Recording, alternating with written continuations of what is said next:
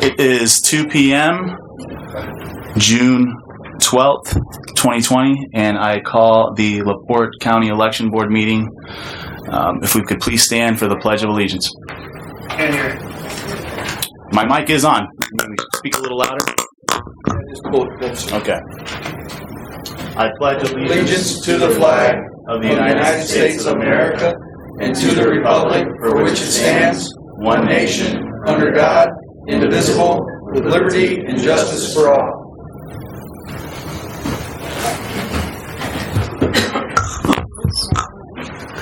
Okay, welcome everyone. If you haven't had an opportunity, please sign into the sign-in sheet here.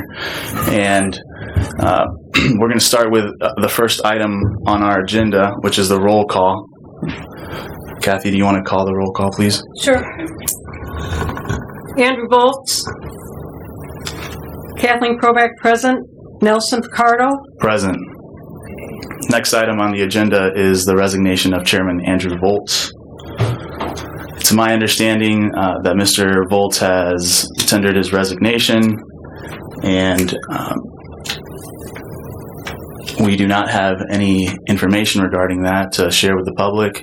I will accept a motion to accept Mr. Volts' resignation. So moved. Second. All in favor? Aye. Aye. The ayes have it.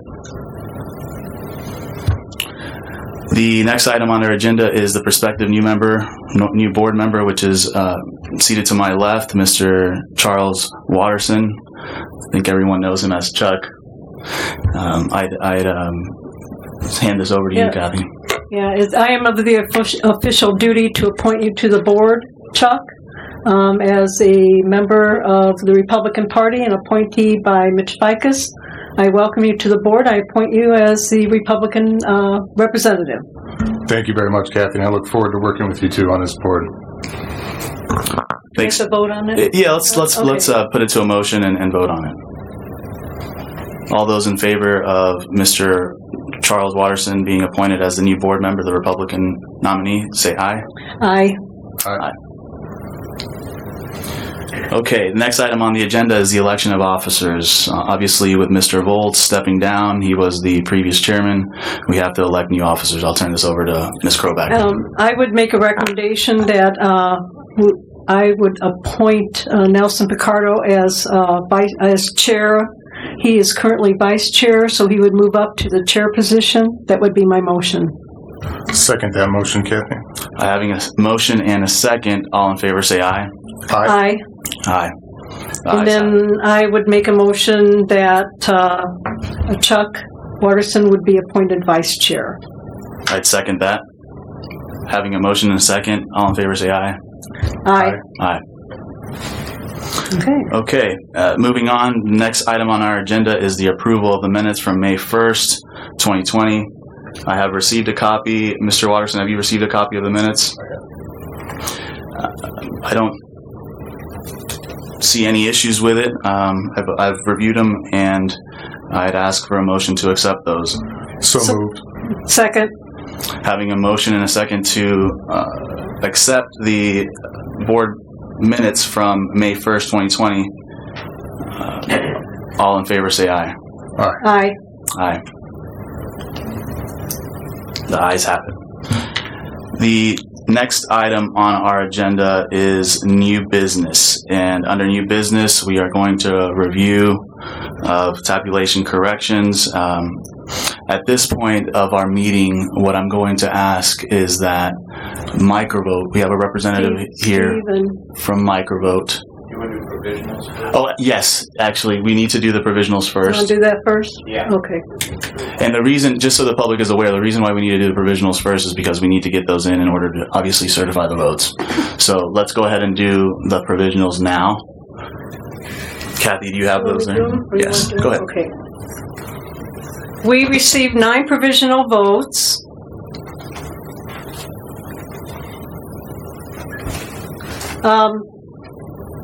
Three of the 9 brought their IDs in, so 6 of them do not qualify. Of the 3 that brought their IDs in, only 1 was not registered to vote. So 2 of them came in with their ID. They are registered to vote. I can read the name.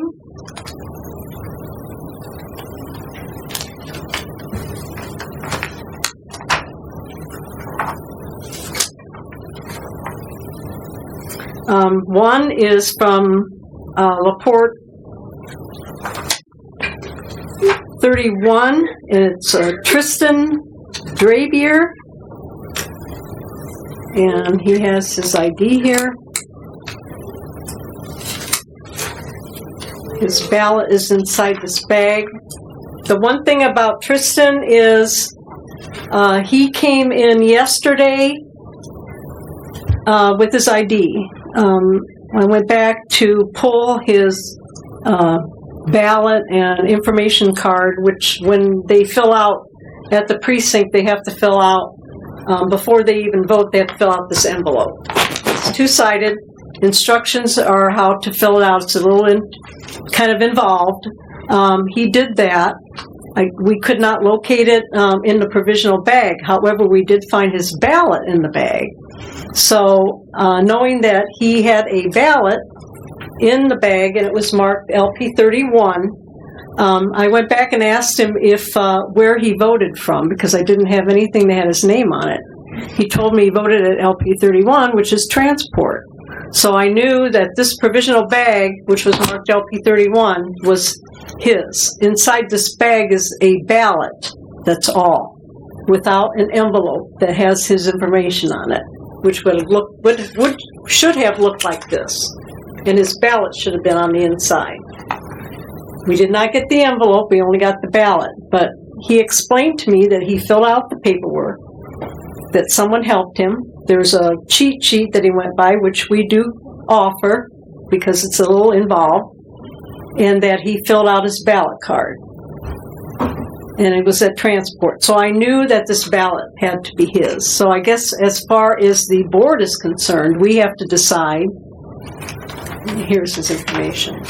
He came to the polling place with his ID, but he did not want to vote on the machine. He just wanted to vote by card. And so he signed in, and but he did not vote on the machine. Well, then he had no alternative but to vote by card.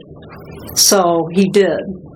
And then he came in again and brought his ID just to be sure.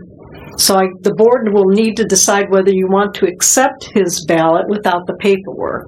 Yeah, just a few follow-up questions, Kathy. So how many ballots did we receive from LP31 where he voted? No, we didn't. He's the only one. He's the only one. So then you're sure that the ballot from the envelope that came from LP31 was his because he's the only one that Correct. turned in a provisional ballot for that precinct? Correct. He's the only one from LP31.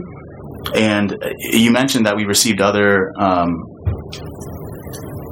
provisional ballots, but he was one of the only ones that brought in identification in order to verify that he wasn't. Well, we got 3 identifications. Out of the 9, 3 of them brought identification in. And he's the only one from LP31. That's correct. Yeah. You have any comments?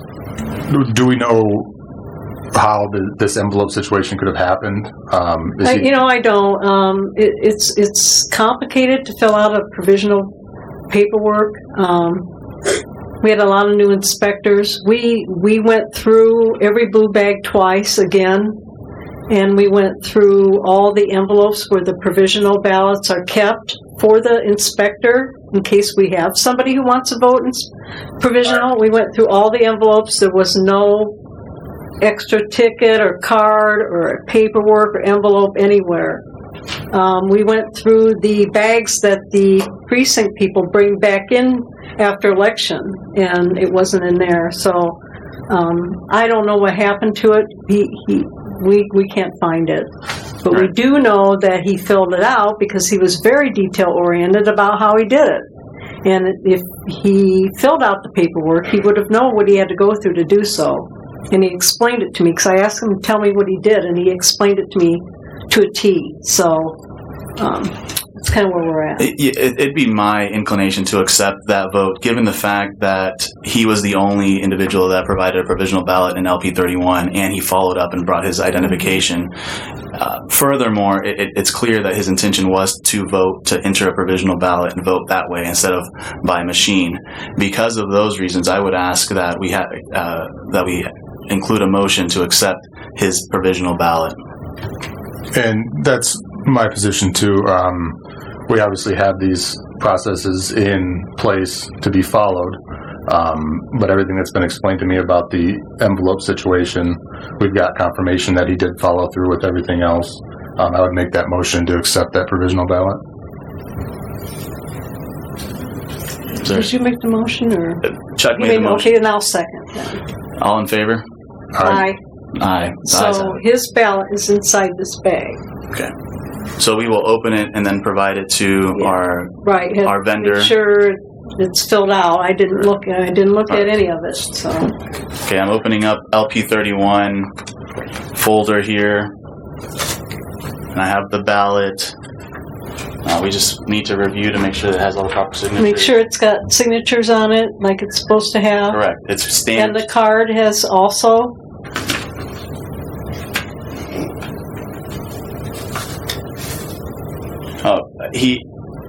The voter put his name in the envelope, so we do know it's his. Does it say it? Yes. Oh, okay.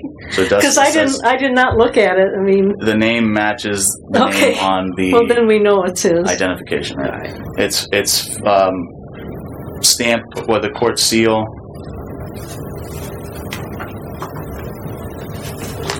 Yep. Everything.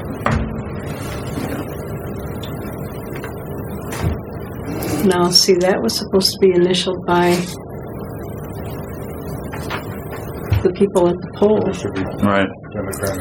The one issue that I see is that the initials are missing from the poll workers. Yeah.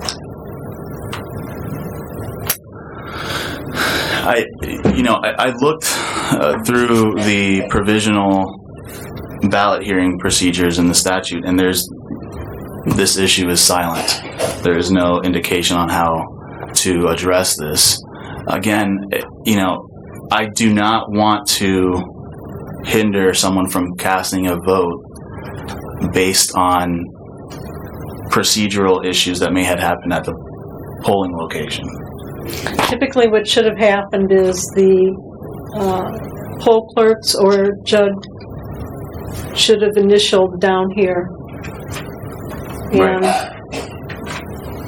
So it was no error on the part of the voter. It may have been an error from the poll worker. It's still my inclination to accept the vote. Oh, his name is in there. Yeah. Okay. But your call, you guys. I would be willing to accept the vote. The problem is this is where the public is getting a lot of their issues with how this is being handled, because now we have a second process that wasn't followed with tabulating the votes. No matter how minimal it is with signatures, that is the rule, and something that we definitely need to work on cleaning up. Coming up to November and elections to follow. Absolutely, I 100% agree with that, Chuck. And we just need to make it clear, whoever's working the polls, the judges, the clerk, the inspectors, they all need to be aware of the provisional ballot process. And so, again, I don't want to not count a vote where an individual did everything on his part and there were issues with the people that were working that poll not knowing what was supposed to happen. So because of that reason, I'm still willing to accept this vote. And I would too. Can you take a vote on it? Yeah, let's go ahead and take it to a vote. All in favor, say aye to accept this ballot from LP 31. Aye. Aye.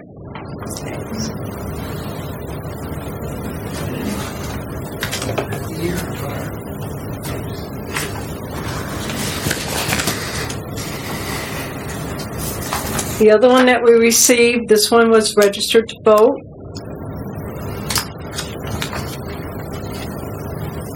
Jacqueline Beckett.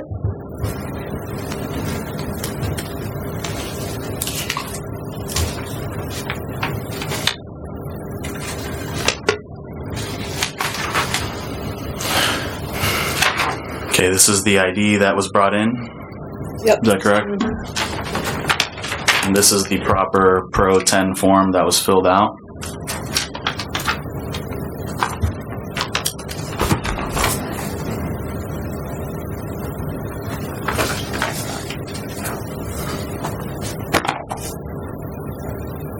And this is the Pro 2 form, the envelope that was supposed to be used at the precinct, right? So that's the way they should have done the first one. Correct. So you can open it. Yeah.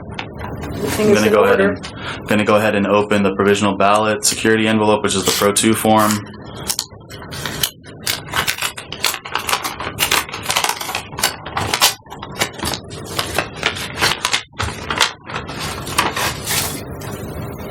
Okay, we have the envelope initialed by each party from the precinct location, the seal, and the ballot.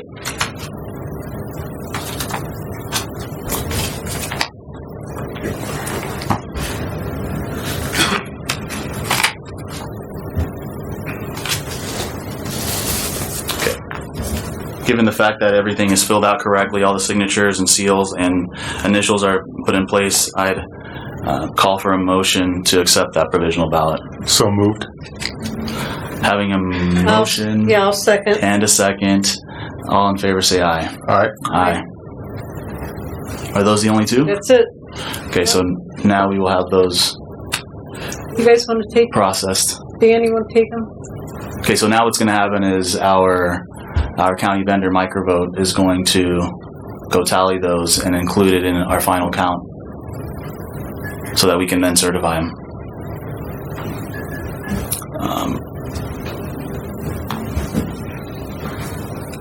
Do we? No, we can come back. Okay, let's go ahead and move.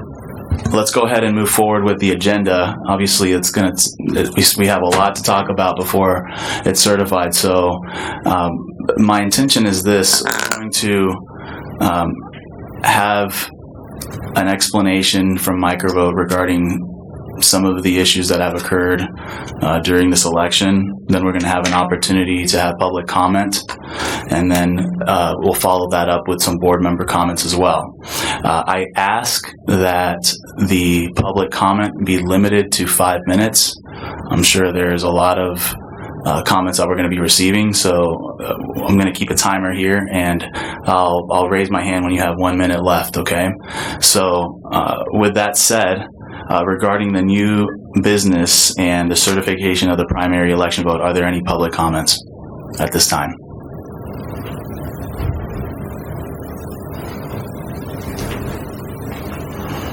On the provisionals, can we talk as a public? Yeah, absolutely. Yeah, Okay. we're accepting public comments at this time. On those provisionals, since we had the tallies on our phone already, can you let us know if those were D's or R's on them ballots or not? Well, what I can tell you is, I don't everything. care how they voted. I just want to know D or R. Sure, I don't know. See if I know. Kathy may have it on there. But again, remember, all of those previous ones are unofficial tallies, so that's why we're doing it, adding them so that we can see the. And can I talk about the 3-day delay? And Yes, that's what I. Do you want Microvote to speak first on this? Explain it, or If you want them to speak first, I'll speak after them. Whatever. Yeah, we do have a. Maybe they can answer the questions I asked. Exactly right. We may want to hear from them first All right. before the public comment. I voted 50 years in this county. I'm 72 years old, and I've never seen it ever have to go to a 3-day. I've never seen the votes change from one set of votes to a higher set of votes to back.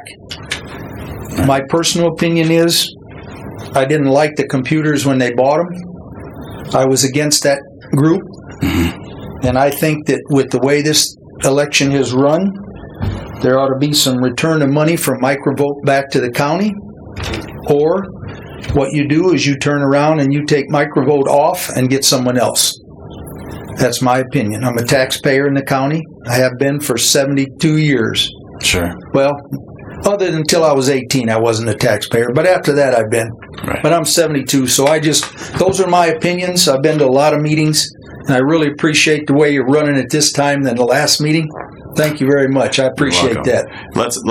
Just to give you some feedback, Mr. Matheny, let's wait until we hear from Microvote. Maybe some of those opinions might change your mind. All right.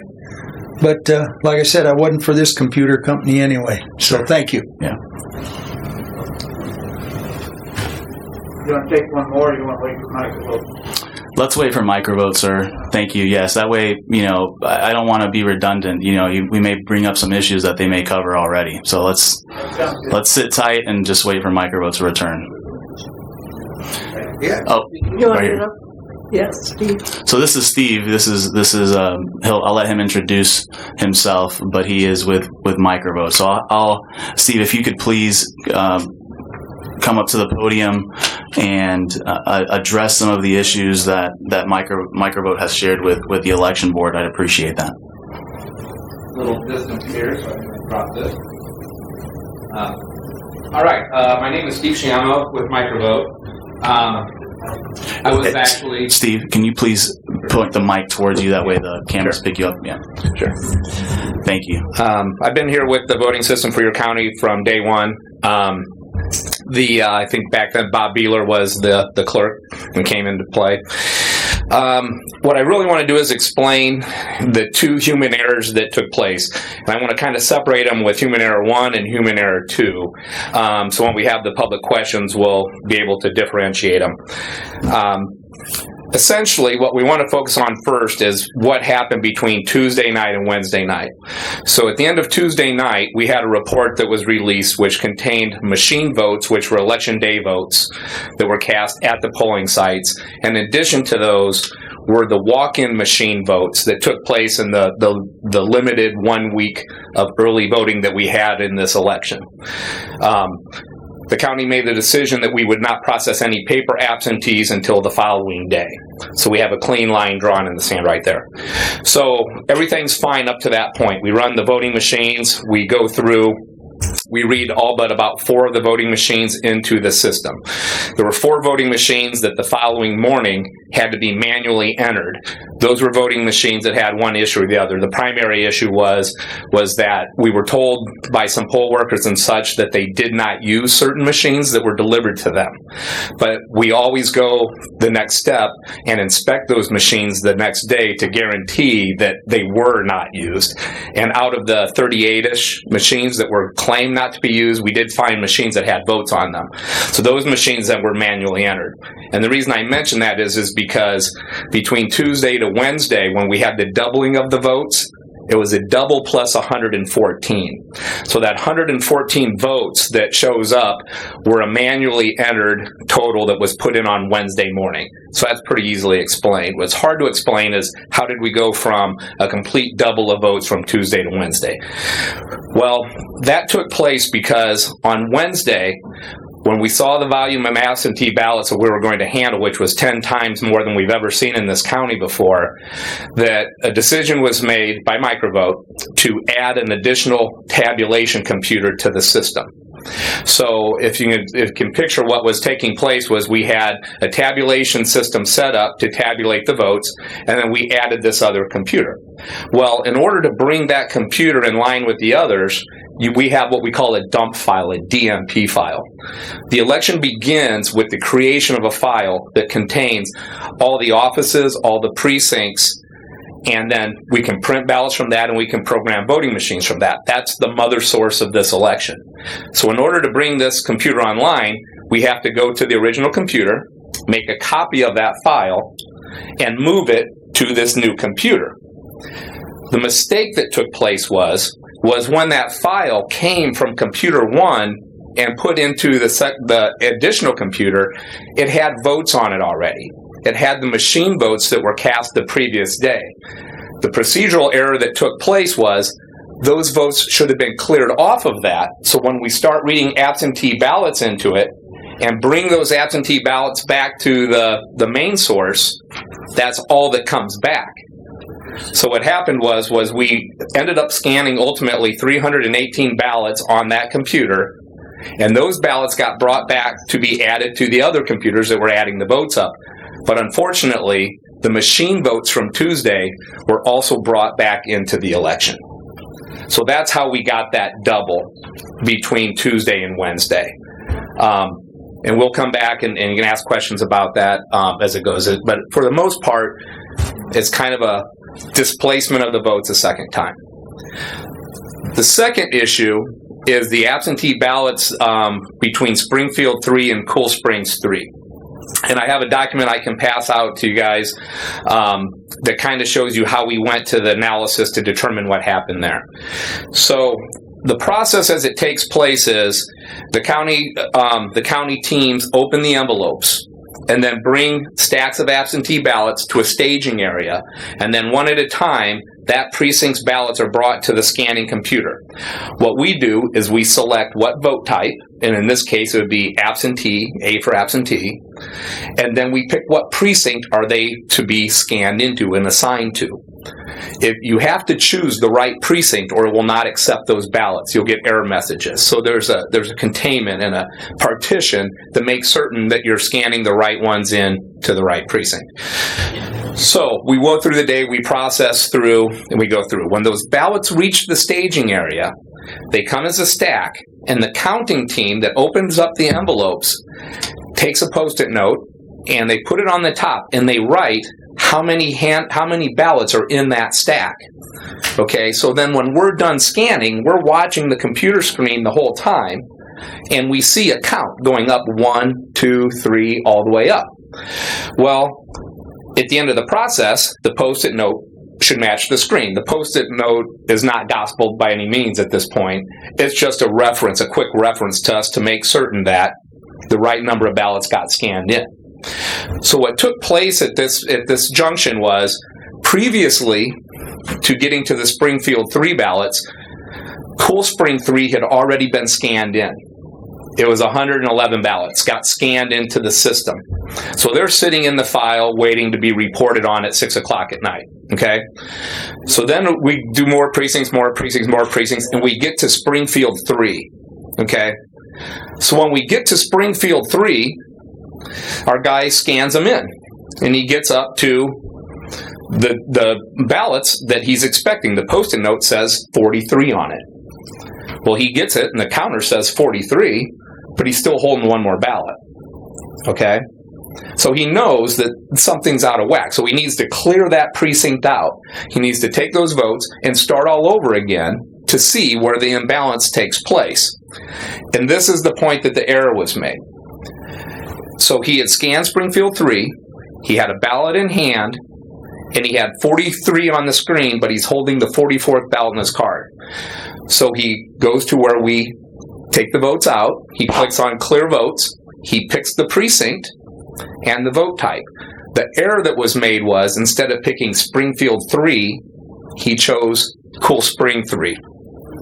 All right, so what happens at that moment is, the votes for Springfield 3 don't go away. So there's still 43 votes sitting in that chamber waiting to be reported on. But the previously reported Cool Springs 3 now shows 0. Okay? So then the system resets, the counter goes back to 0. He chooses Springfield 3 again, and he begins scanning the 44 cards back into the system, not knowing that it's adding to the previous 43. It's not allowed for us to go and observe any reports at that point and see who is winning or losing a race. So the only reference that the operator is going to have is a final report that shows that there are that many ballots scanned into it. So then when we started hearing rumor of missing votes in this precinct, you got to validate that. So the very first thing that I did was I called the voter registration office. At that time, Gail answered the phone, and I asked her to go to a reporting function in the statewide voter registration software. There's a report in there called Absentee Ballot by Precinct Report Received. What that tells us is how many ballots were we supposed to scan for that county. I mean, for that precinct. And then what we can do is we can take that extract and compare it through our system and get a spreadsheet that shows how many were scanned. So when I did that on Monday evening, and I'll leave copies up here for anyone that wants to grab it, what we get is a report that it begins with 5 columns in it. And the 5 columns shows exactly how many ballots were applied for and then returned. That went through the entire process. Whether a voter mailed in an application, got a ballot sent to them, the ballot came back in, it gets scanned into the statewide voter registration software, it shows up in that column as received. And there's 5 different ways that can take place. One is a mail application, one is a digital image, which is a scan, one is an email. And then the new one that came on board this year, which was a bit of a complication, the state decided to post a statewide access.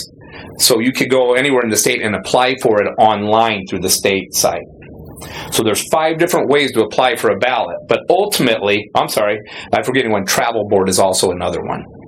So what happens is we get a clean column at the end under total SVRS of ballots that we're expecting.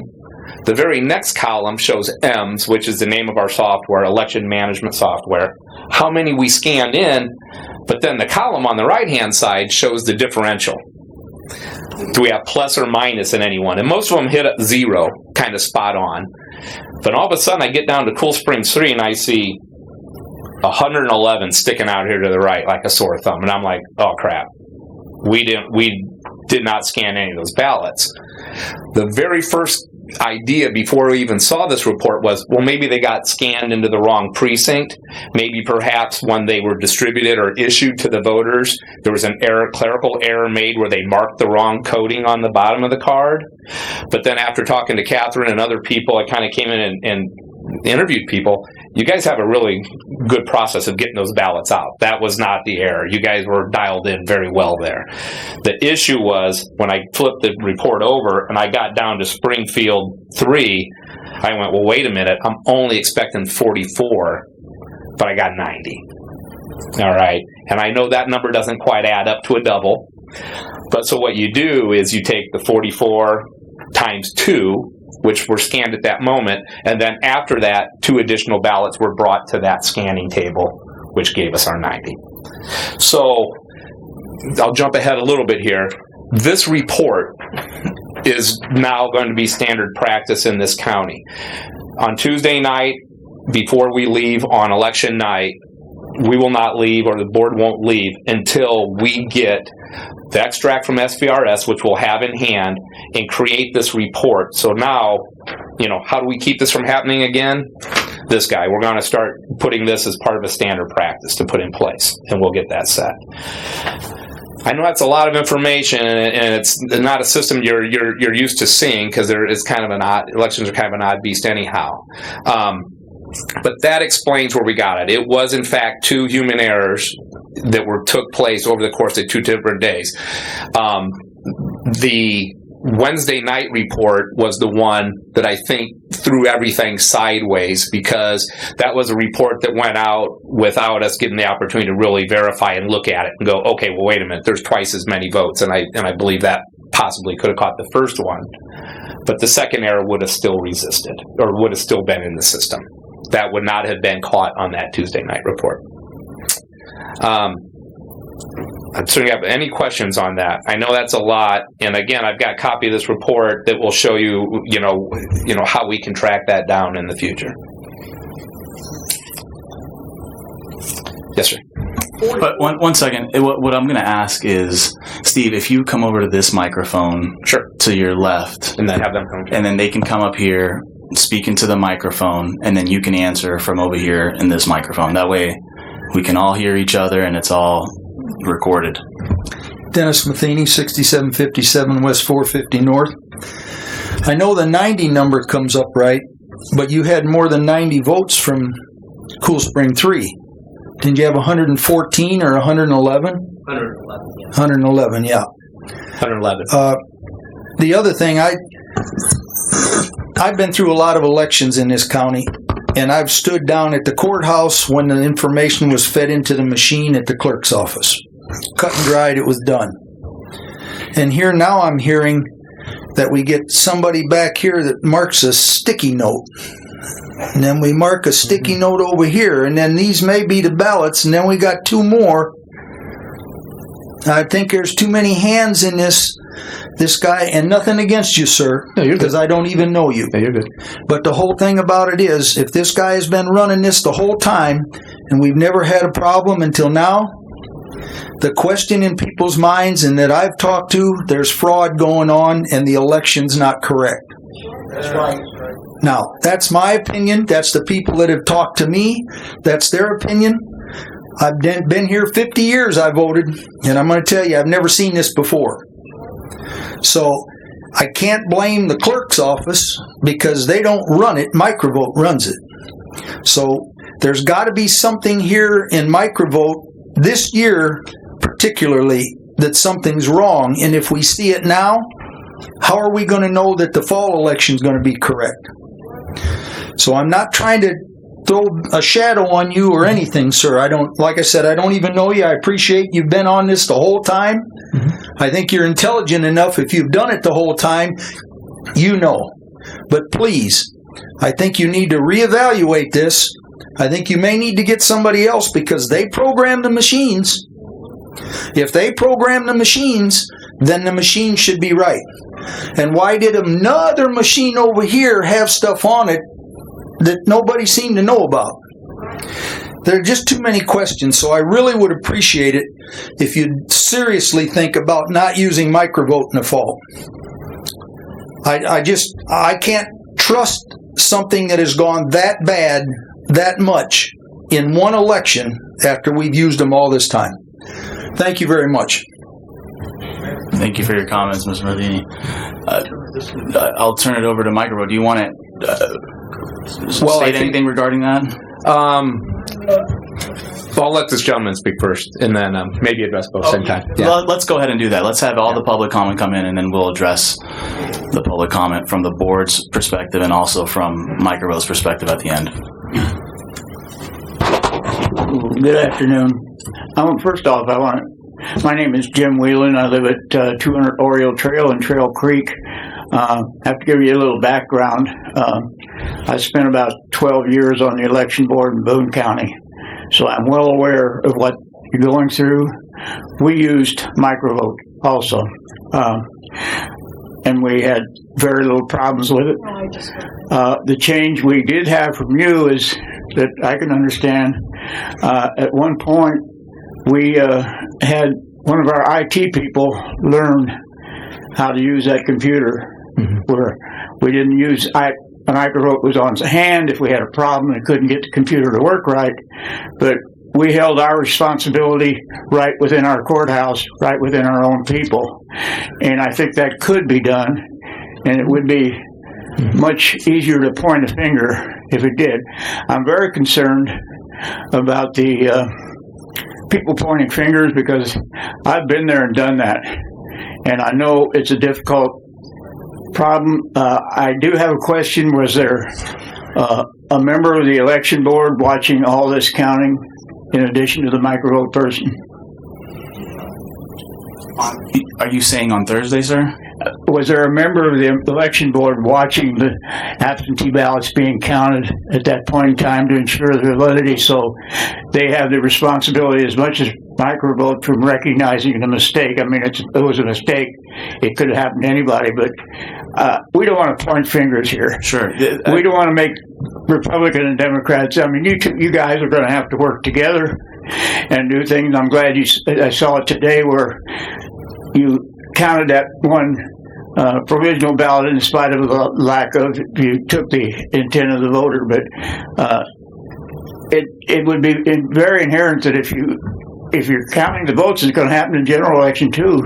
A member of the Democrat Party that you can count on and a member of the Republican Party should be standing there and watching everything that goes on and watch every total that comes off the machine. And if it's not right, it can be corrected right there at the point, and you would know it. I mean, thank you very much, and I hope we have a better general election than we did here, but please, to the public, to the people that are here to complain, don't point fingers. I mean, it happened, and don't call it a Republican or a Democrat error, because it wasn't. We had both parties involved in the whole thing, all the way down from voter registration to the final count of votes. Thank you very much. I appreciate it. Thank you, sir.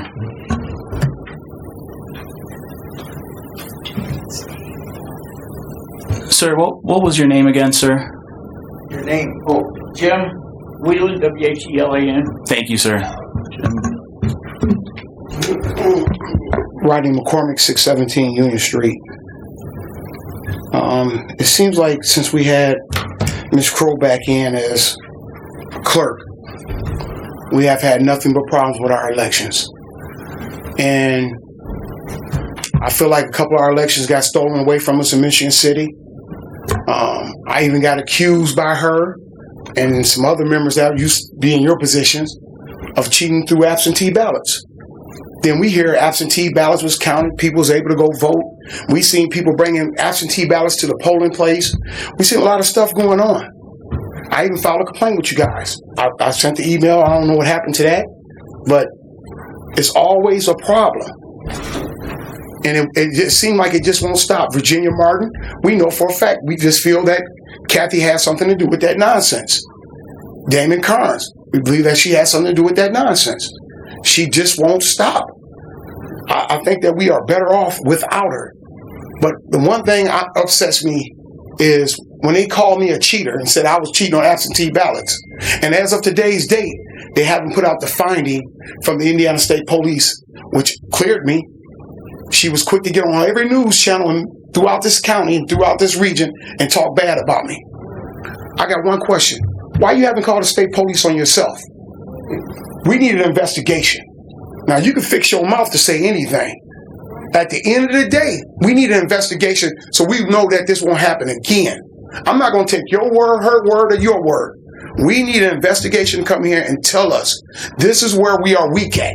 This is where we are at fault at. And we need to clean that up and make sure it don't happen again. Can anybody in this room say this election was fair? With 100% certainty, this is a fair election. I can say it. Come on. No. Yeah. Too many variables. Yeah. It's a fair election? All of us are saying that. Yeah. No way it's a fair election. It's no way it's a fair election. This needs to change. And at some point, we got to get it done. And I count on you to do it. I told you as soon as they put that mail in, as soon as they put that envelope out, that postcard about voting early, scaring everybody. Oh, the virus is going to get you if you go vote. If you go vote by the machine. As of today's date, we haven't had one confirmed case of coronavirus for people going to use the machine. Everybody scared to death out of everybody. We got to do better. I know what I'm going to do in general. I'm not voting for you. Thank you. Right. What else?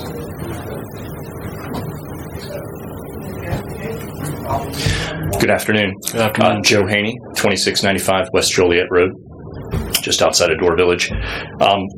I think it's important to start right off the bat that occasionally human mistakes, errors happen, and the issue with Microvote should be obviously looked at and investigated, but I think it's important to look at the totality of the irregularities we've seen literally across the board in relation to this primary election. This isn't just a Microvote issue.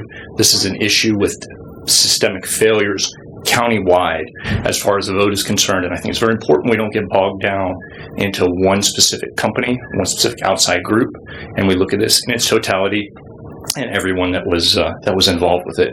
We've seen all sorts of issues relating to, be it mail-in ballots, provisional ballots, machine locations, traveling board, vote tallies, media being ejected. Specifically, one of the things I'd like to hear addressed by the board is why Indiana State credentialed media were ejected from ballot counting areas.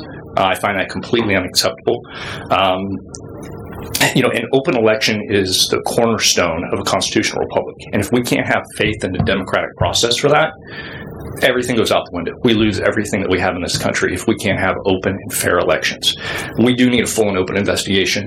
across the board, not just looking into the microvote issue, which specifically there should be county election officials overseeing what's happening with the microvote machines.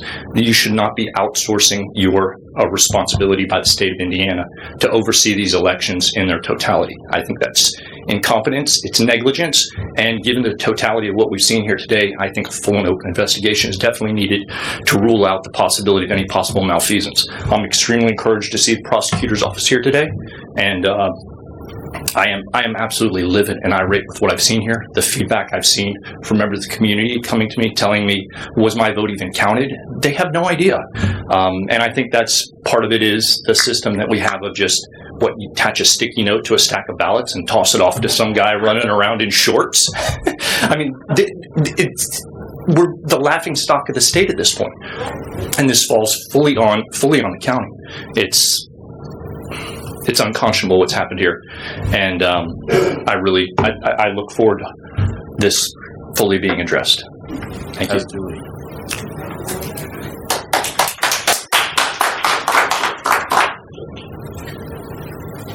James Lane, 401 Oak Street, Michigan City, Indiana. First time ever running for an elected office or position. Due to the sensitivity of our country and everything that is going on. Looking at the past 3 elections that I've been involved in, whether running or helping someone to run as an African American, I do feel like that this election knee has been on my neck. And I can't breathe. The reason why I say that is because computer and I was doing things. Okay, it's all right. I'm out talking. That's all right. I feel as though that I didn't receive a fair election my first time running for office. Too many discrepancies, too many inconsistencies, and I agree with all the rest of the citizens here. We definitely need an investigation. I would really like to see a re-election take place. I don't know what that would entail. I don't know how that can happen, but I believe it should happen. Within my community alone, in the Michigan City community, I've had many complaints with ballots, mail-in ballots coming late. And then wondering if they had enough time, and many of them didn't have enough time to cast their vote. So I encouraged them, please go in person. But if they had to wait to vote to mail in their ballots, their vote wouldn't count. But then even now, we still don't know if they voted counted. Can you all tell us how many votes didn't count? To those that walked in and pressed the button? To those that mailed in? Do we have a high number of rejected votes due to their inconsistencies? Should their vote still count based upon their inconsistencies? But we're to have faith and trust in this system and in this process based upon all of you all inconsistency. So if their votes won't count because of their inconsistency, this election shouldn't count because of your inconsistencies. I'm a leader in this county. I stand for justice. I stand for righteousness, not for foolishness. And I believe that all of us should lead with integrity and take our office and position seriously. And with the inconsistencies and the discrepancies that is at hand throughout this election, I feel that we need to work towards a re-election somehow, some way, and to give every voter, every citizen of this county a chance and a fair chance to allow their voice and their vote to be heard and to be counted. Amen. I agree. Amen. Thank you for your comments.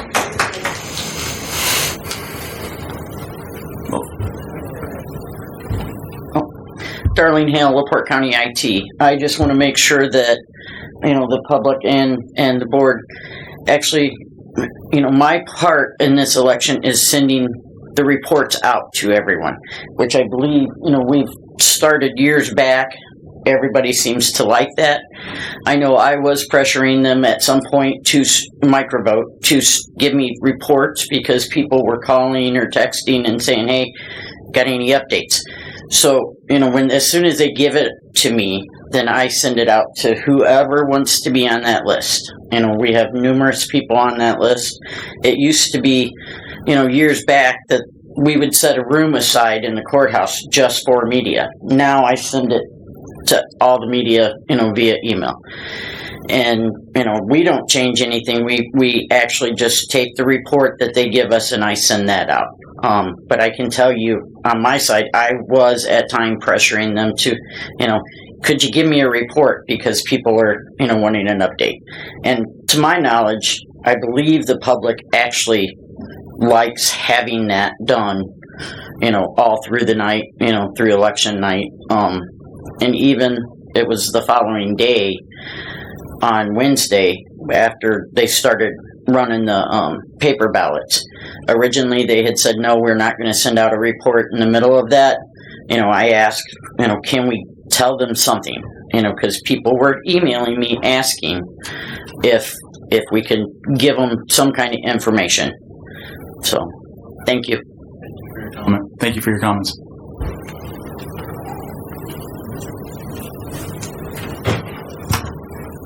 Good afternoon, John Lake from the prosecutor's office.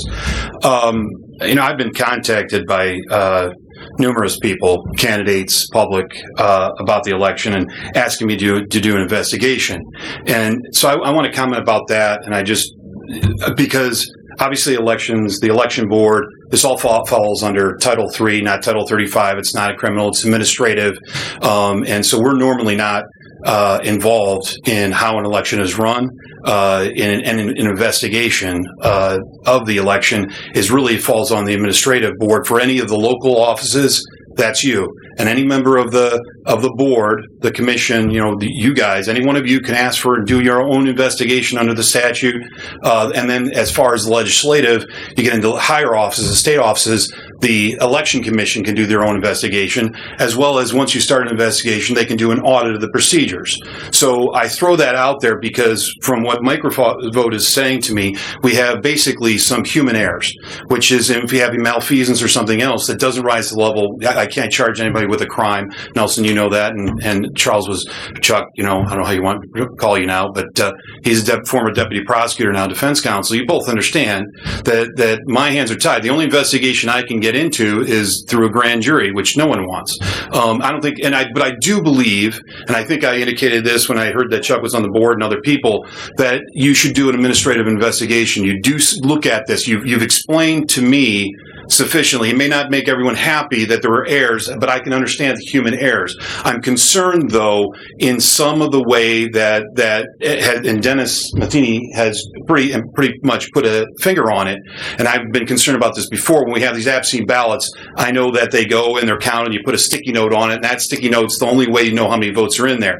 I'm very happy that you're going to be running a report as far as the numbers that would correspond, so that if we know we have 100 absentee ballots from this precinct, that we can only have 100 votes there. But the concerning thing is, I think people would be concerned about is votes being changed out, because I know that they meet here, they go up there, and they're put on at some point. They're supposed to be put and be observed at all times and be under lock and key. I'm not sure if that has been done. Because like I said, I don't run the election. I don't know, but that's something that I think for the integrity of the system, that you need to do an administrative investigation and make sure that those things are being done. That no one can compromise the absentee votes, the traveling board, all those things are and I know the way you're doing this and everyone's doing their job as best they can. And it's not unnoticed by me that we're in the middle of a pandemic. The date of the vote got switched to June 2nd, and we had to switch everything over, and you have to get employees, and people don't show up. And there are issues there. Obviously, if you find something in your investigation that's of a criminal nature that lies, then you're supposed to contact me, and then we'll take it from there.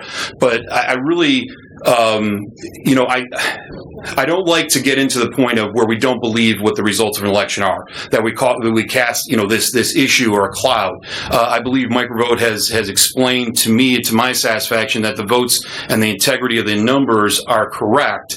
There are other issues, though, that I think the public wants to know about that Mr. Haney was raising, that I really think you as a board should really consider, whether it's just a public hearing and asking people and figure out what is the best way to do this so we can maintain the integrity of the election come to the fall and going forward. And I think that the printing of that and making sure the absentee ballots and all the numbers and stuff are correct.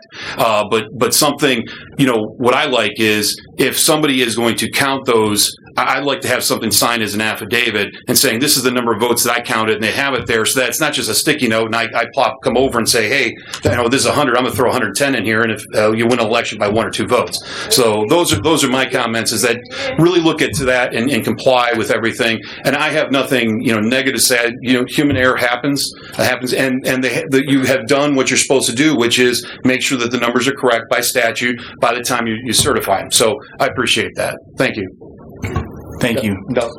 Check something here. Let's one second, Steve. Is there any other public comment at this time? Steve, if we could just finish with the public comment and then let me inject it because it may change a bit. In my explanation, I was trying to, maybe I oversimplified the process, and the term sticky note keeps coming up if that was the beginning and end all of the process. The process actually takes place, I was focusing more on the Microvote process from when the ballots are handed over to be scanned.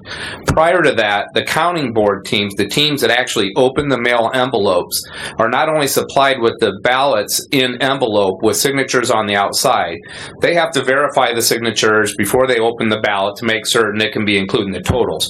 But what they are greeted with also with that stack of ballots is an actual report printed from the statewide voter registration software that they compare the number of ballots. So they don't have just a stack of, say, 44 ballots. They also have a report that says here's 44 names associated with the 44 envelopes that came to this position. At that point, when they decide if the ballot can be opened, if it's got the signatures and the proper credentials, at that point, the envelope is opened and the secrecy envelope is removed from it, thus securing the privacy of the voter at that point. The ballot card is in the secrecy envelope.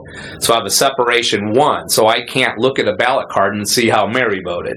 And then at that point, when that separation takes place, then the ballot is removed from the secrecy envelope. And at that point, they take that stack and they bring the Post-it note and write the number of ballots at that point and hand it over.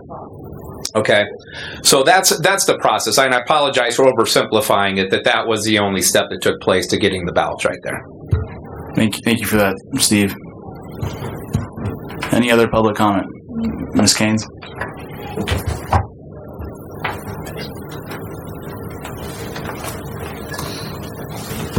Hi, my name is Gail Keynes. I work for voter registration, and I also work on the elections. This man here called me in the morning. We ran a report for you. I did. And he was able to find immediately where the problem was, and we took care of it that day. It wasn't anything that cost anybody any money. It didn't cause any delays.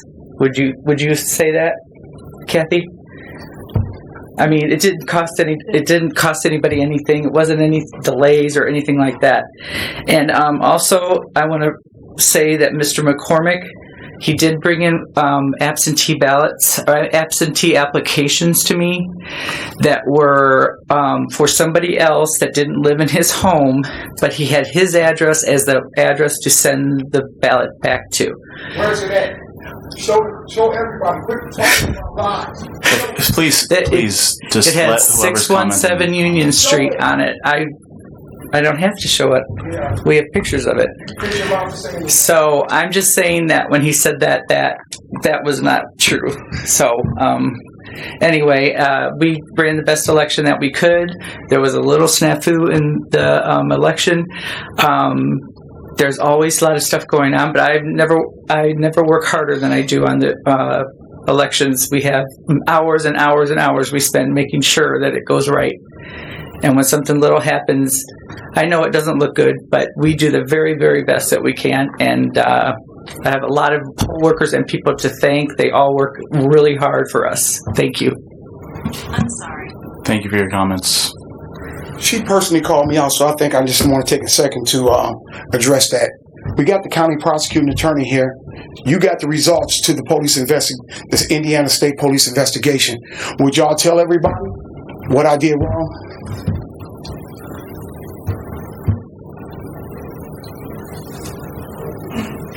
Are there any other public comments?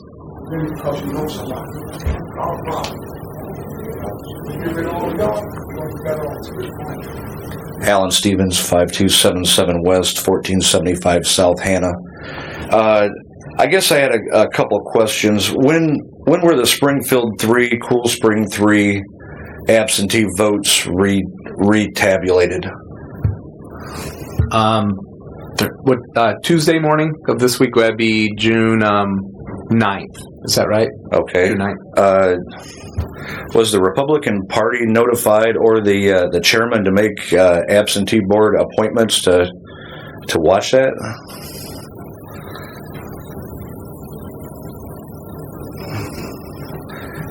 Do you want to answer that? There were 2 Republicans present in the room. That wasn't what I asked, ma'am. I wondered, did you notify the Republican Party and ask Mitch to make appointments to the absentee board to witness the tabulation of absentee ballots? I did not. There were 2 Republicans and along with 2 Democrats present in the room. Okay, Madam Clerk, who were the 2 Republicans that you self-appointed that were present?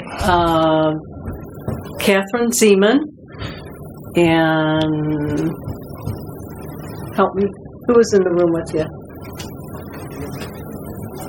It was you and I, Diane Gonzalez. Okay, and herein is where the problem lies, that you didn't notify the party, you didn't ask for appointments to the absentee board, and you used 2 Republicans that you self-appointed, one being an employee of Microvote and one being a direct report of yours. Now, I'm not accusing anybody of funny business, but something just don't smell quite right here. I don't know if that's a question or just a comment, but I mean, does it seem right to anybody else? I'm not sure I don't have the law book in front of me. I'm not sure what you're referring to, but there were 2 Republicans present in the room.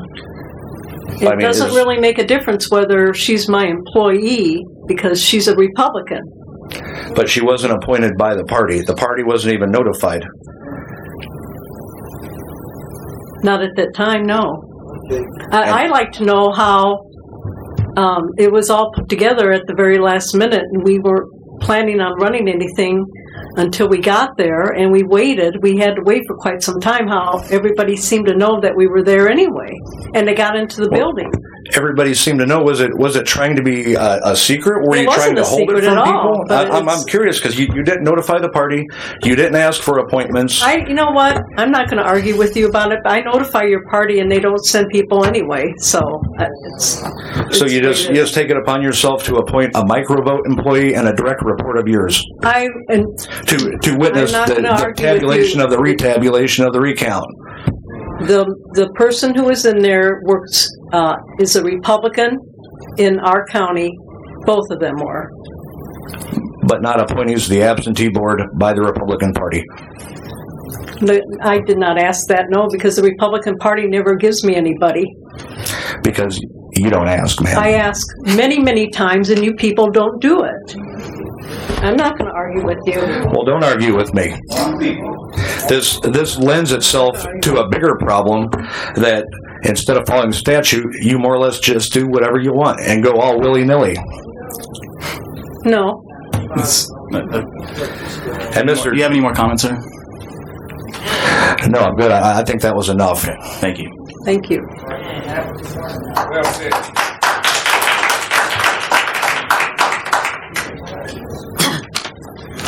Justin Keel, 504 Dominic Street, La Crosse. So my question for you pertains to members of the media observing the processing of absentee ballots.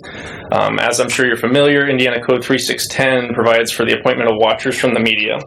I received credentials from the Indiana Election Division in order to be able to watch multiple counties. And I had a situation where I was unable to observe the processing of the absentee ballots with Ms. Kroback and Mr. Picardo as well. And I'm wondering if you can provide some clarity about why that might be, that watchers were unable to observe the processing of the vote.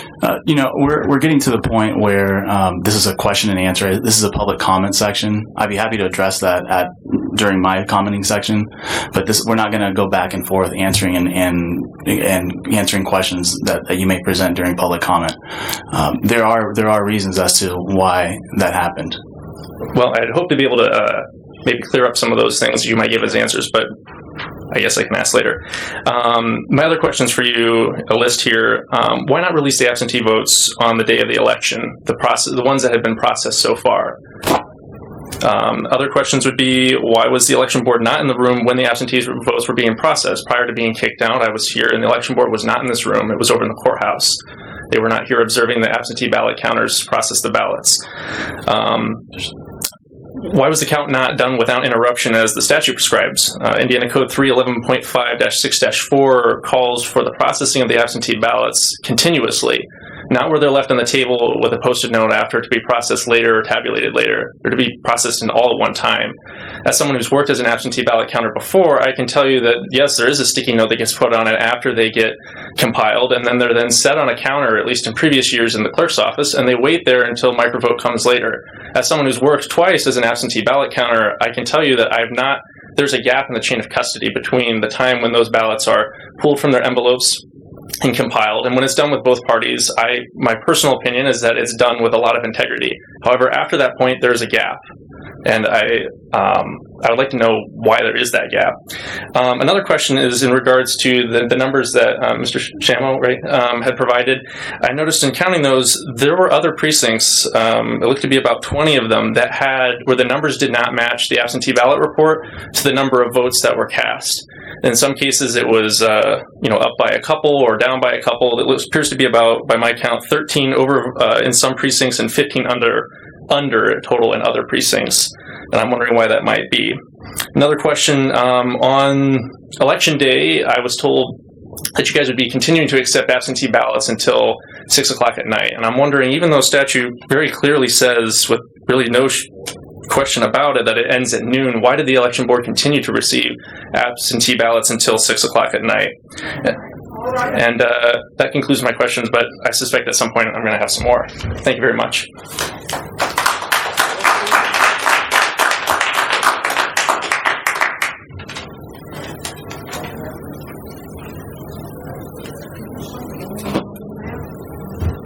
Hi, my name is Coral Long. I live at 386 Evanston Road, and I am the vice chair of the LaPorte County Party.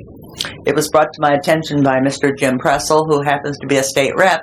He quoted me on the day of the election that a person can hand deliver their ballot if they got it by mail. They can take it to the polls until 6 p.m. I think he is watching, so he might address that.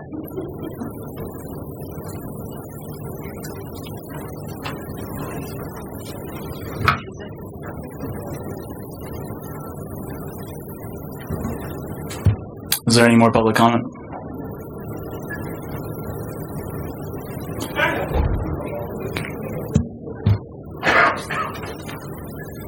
Good afternoon. My name is Aprilla Van Buren. Your name, ma'am, please. Aprilla Van Buren. I reside at 415, 413 Hayes Avenue. I came into LaPorte County in 1985. I've been doing voting and working at the poll and voter registration all my life. Ever since I was able to walk on the sidewalk at the courthouse when I marched with Martin Luther King. Coming to LaPorte County, I'd never seen nothing like it. To me, it gotten worse. Even in the voter registration office, how many minorities do we have there? And the one that I did put in there, they forced her out. And the way they forced her out was having a potluck in the office with Gail King and not even invite her to the potluck, and she was the employee. I mean, I've never seen nothing like this here. I voted, never missed a vote, never missed one. But I know there is some discrepancy somewhere. I don't mean it was fair at all. And I know something here is wrong. How can you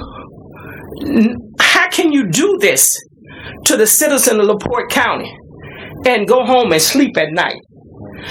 I don't understand this. We all should have a fair shake at the election. I mean, you cannot run a county without us. What I mean by us is the minorities. You cannot do that. Every time the election is, we're forced out, we're doing something wrong. I don't know who's doing it, but I suspect who's doing it. Because you got nobody in the voter registration department but all of you all. None of us is in the voter registration. I talked this morning to a gentleman that is a commission of the voter registration in Mississippi. He sent me to the Code of Indiana. That's supposed to be somebody at all times standing over you all when you're counting those votes. You don't have the right to tell us we cannot stand there when you're counting absentee ballots, when you're running the machine, or even when you tally it up. That law is not in your hand to do that. There's too much power put into your hand. There's too much power put there. So the power needs to be put back in the county and the board. And the chairman, I understand, resigned. I understand why. We need to get down to a fair shake on this election. We need to have a re-election, or either we need to do whatever needs to be done to correct this thing. So the LaPorte County residents will have faith in the election and will be able to run again. Thank you. Thank you.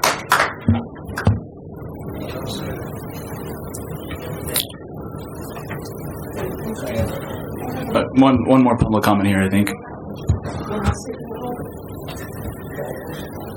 I just want to comment that the gentleman that came up here accusing Kathy of doing things is his wife is running against her for office as a Republican. Just wanted to let you know that. And also, I've been working in the voters registration. I was also a part-timer there first before I became the full-time. And so it's not like I just started.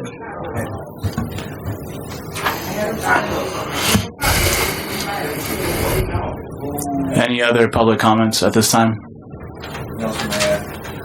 I don't think there are any other. I'm going to close public comment. This actually, I don't see anyone else raising their hand or making their way up to the microphone. So public comment at this time is closed. Mr. Steve, go ahead.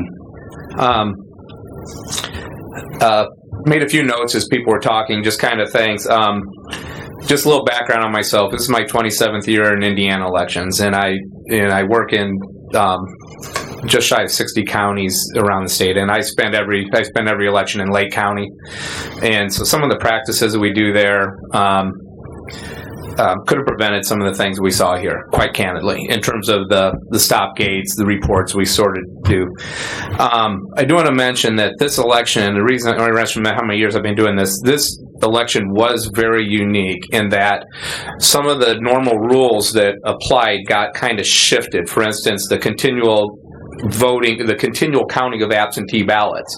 The governor and secretary of state issued a statement, a month and a half ago that they had to abandon that because of the volume of absentee ballots they expected. For instance, Allen County, Fort Wayne, did what your county did. They chose to start processing them the next day.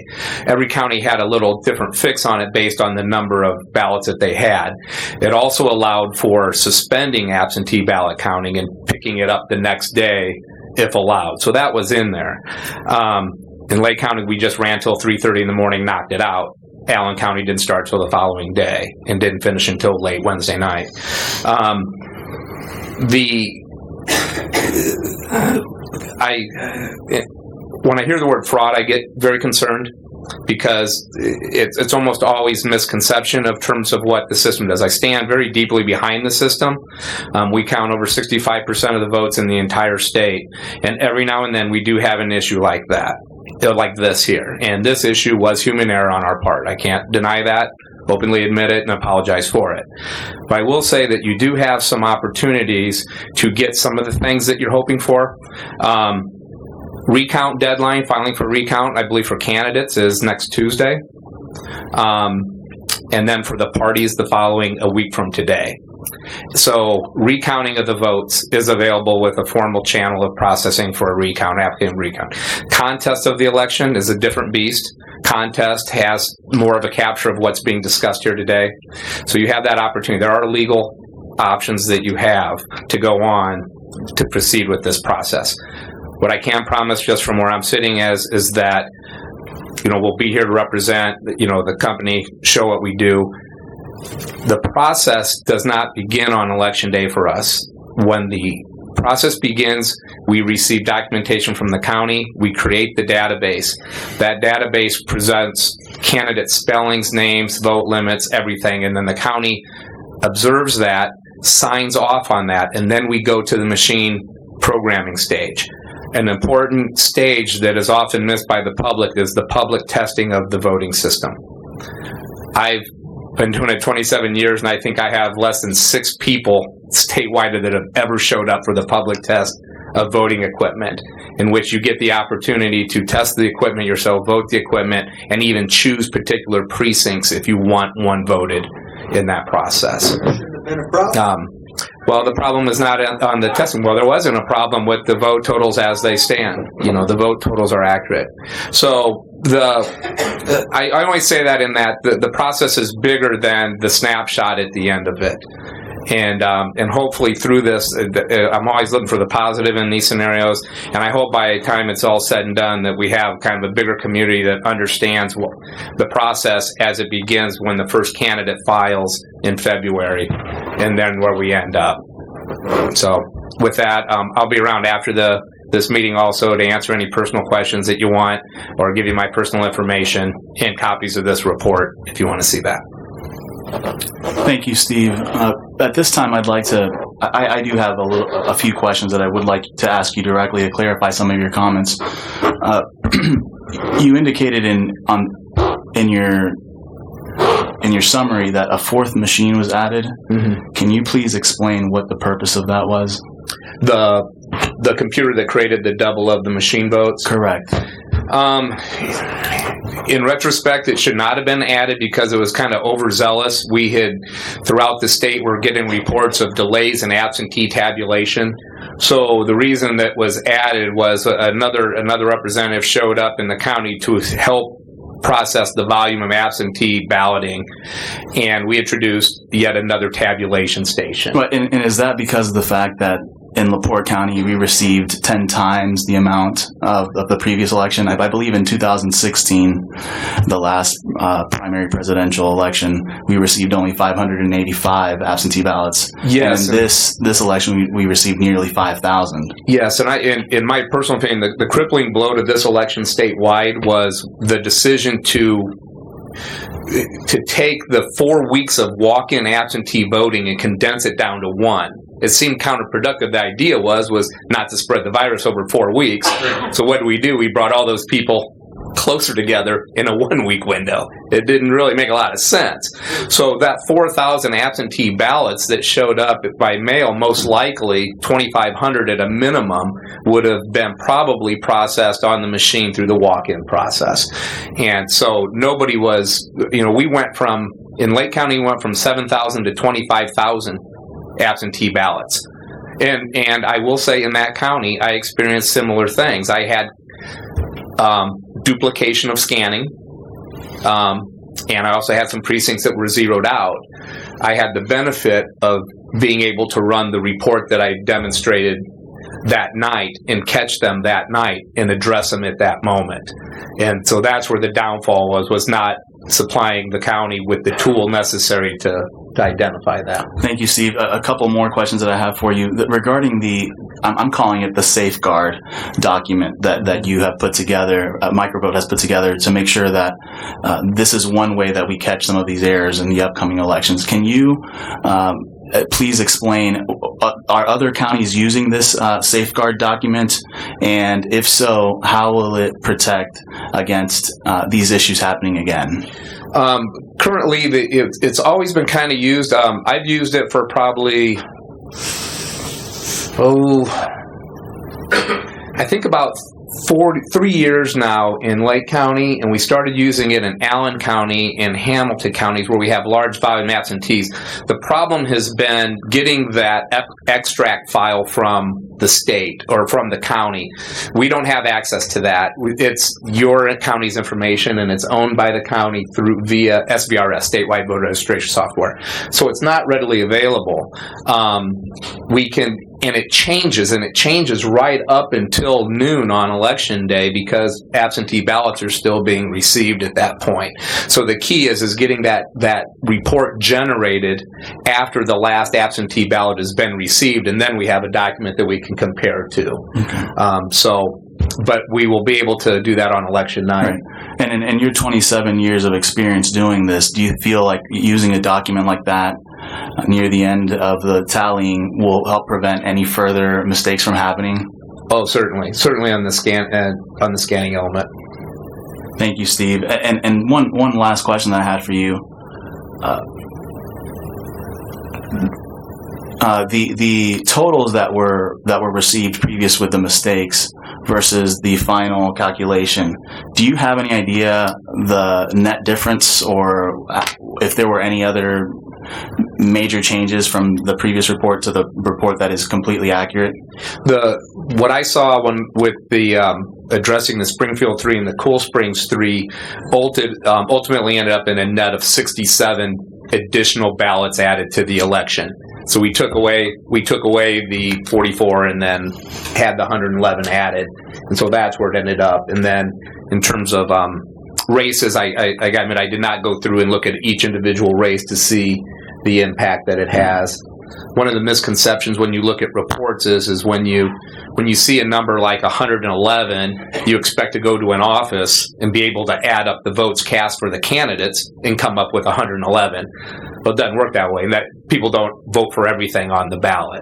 It's the undervote ratio is always overlooked and also often viewed as an imbalance when in reality it's the voter's preference. Right. So the net total difference in the human errors that were made by Microvote ended up being a net difference of 67. Yes. Thank you for your comment, Steve. I really appreciate you being here and explaining a lot of these things to us.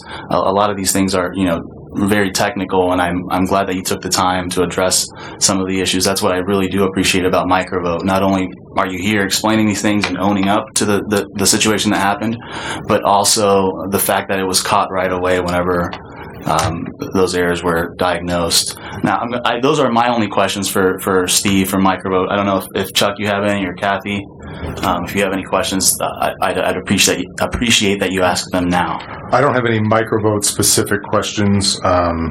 Just some things I'll address when we do our comments. Thank you. Kathy? No, I don't have any.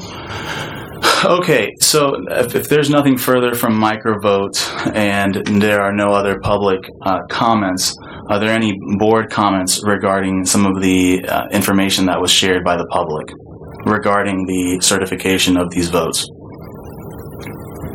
As far as comments on every public comment, or just...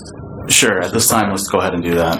Okay, I just want to start with a few comments.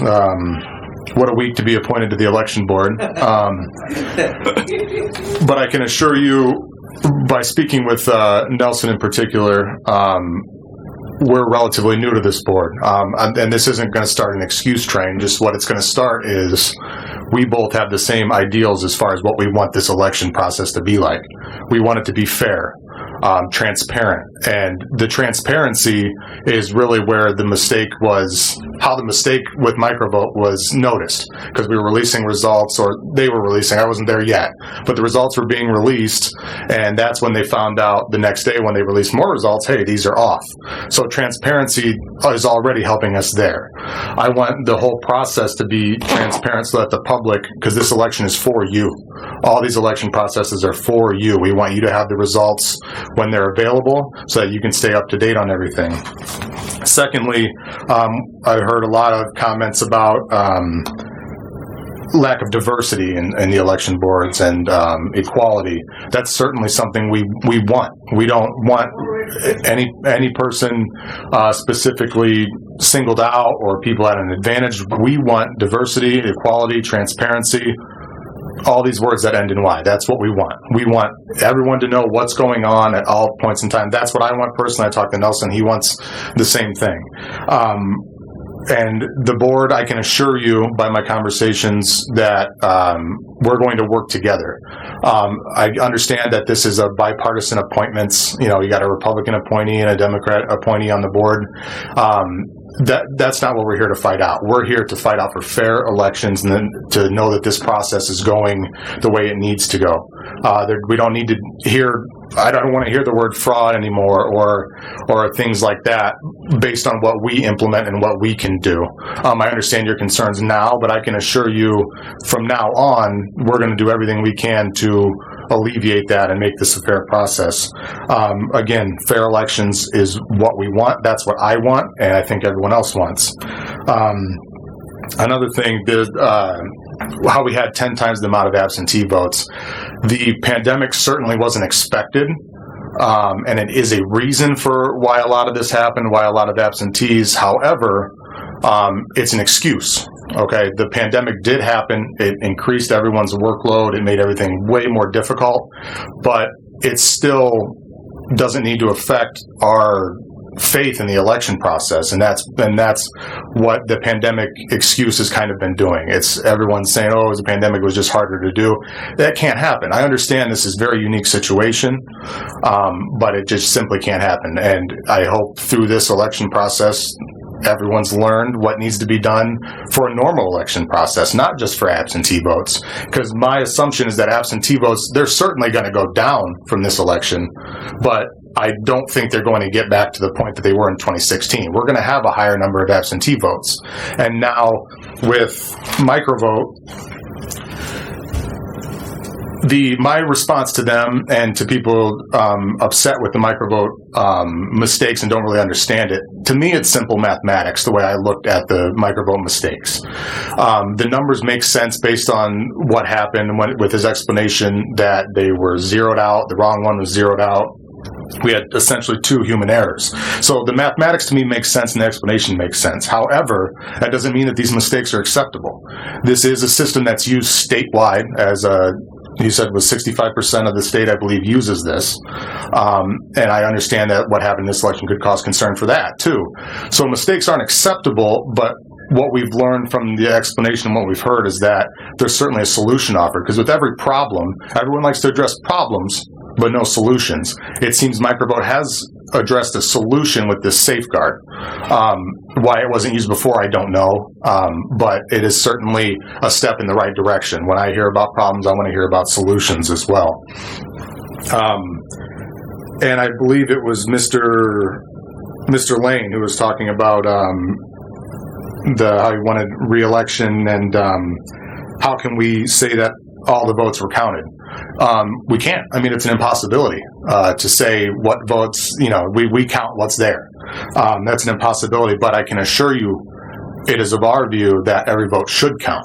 Every vote should be counted. And I think that's everyone's view on an election and what we want moving forward.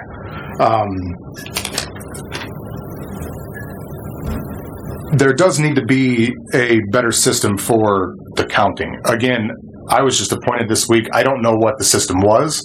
I will find out what the system was, but there does need to be a better system because a lot of people have brought to the attention that media wasn't allowed in. And again, I believe Mr. Petrardo is going to explain those reasons because I'm not privy to those. But we do need to have kind of my key theme here is transparency. Everyone needs to know what's going on.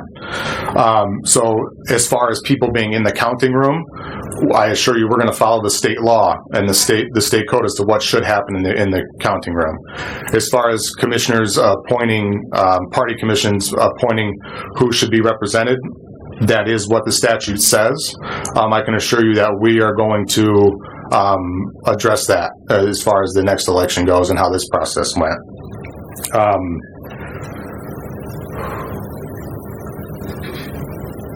Another word I keep hearing is integrity. I can't speak to how it worked in the past, but I can assure you, from my point of view, I'm going to do everything I can for this process to be integrity-based. Everyone should have faith in this election, and I can assure you that I and the board will do everything we can to make this process please the public and be transparent. As for my comments, that's really all I have on the public comments, and thank you. Thank you, Chuck. Kathy, any comments regarding? No, I don't have any. Okay, I do have a few comments regarding some of the public comments that were made, and also before we move to certify the primary election tallies. First, what I would explain to everyone and share with everyone is the microvote errors, in my opinion, are easily explained. And what we all have to keep in mind is we received 1,000% more absentee ballot application. That's not 100% more. That's 1,000. That's 10 times the amount of number that was received in the last primary presidential election. That's significant, and we all have to temper our expectations and understand that there are things that are going to happen. But I recall something that my father always used to tell me. Whenever you hit a bump in the road a couple times, that doesn't mean the car is broken, right? We hit a couple bumps. It wasn't a smooth ride. But that doesn't mean that the car is trashed, right? We have to have those reasonable expectations. We had some issues with Microvote. They were explained. No one is here trying to sabotage an election. There aren't puppet masters dictating what's going on with the election. There aren't conspiracies behind closed doors as to what's going on. None of that is going on. What I can assure you is there are people here working 15-plus hour days on elections, that they spend their time, they give up their holiday weekends, they come here and they sit in this room for 15-plus hours trying to do the best job they can. That's what's going on. And I can attest to the fact I was there all day, election day. I was there following days when we were counting absentee ballots, and Microvote did the best possible job they could do, in my opinion. Like I said, things are going to happen. It's not always going to be a smooth ride, but I am certain that the outcome of the election and the way the votes came in were tallied correctly. And as an election board member, what I want to ensure is that the elections are run smoothly and that the votes are tallied and reported, and that, two, the tallies are correct and a true representation of the votes that we receive. And I'm satisfied with Microvote as our county vendor that's what happened in this election. I specifically asked Mr. Steve what the total difference was in the reports that were generated previous to the final calculation is 67 votes. I've looked through the reports. None of the races were affected. There weren't any situations where there was one candidate that was previously losing and then won. None of that happened. All of the results were the same as to whether or not the tabulations came out previous to the corrected copy. Now, as Chuck was saying, we do have to take into consideration some of your concerns, and I intend to do that. And one of the ways, as the new chair of this board, is we're going to meet more regularly. We're going to have a little bit more meetings to make sure that we address some of these concerns and that we hear each of you out there and your concerns and try to make sure that we incorporate some of those concerns and find solutions for them. As far as the certification of the primary elections, I, as a board member, am satisfied with the explanation that Microvote has given, the reports that I've received, and specifically with this safeguard document. I'm glad that Steve brought this up, because this shows that there is a solution that is reasonable and that we can catch some of these mistakes before anything goes out. And so I'm glad that was brought up. Microvote, as our vendor, has brought to the table a way to make sure that some of these issues don't happen again. As far as reviewing and certifying the primary election, I'll be happy to accept a motion that we certify the primary election.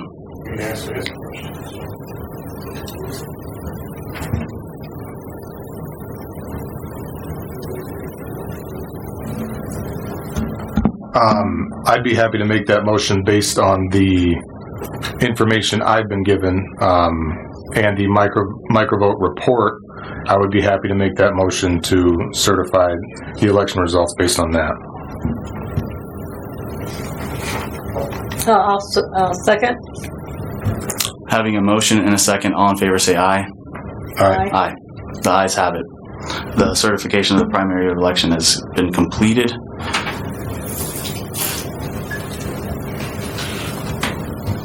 The next item on the agenda is other business.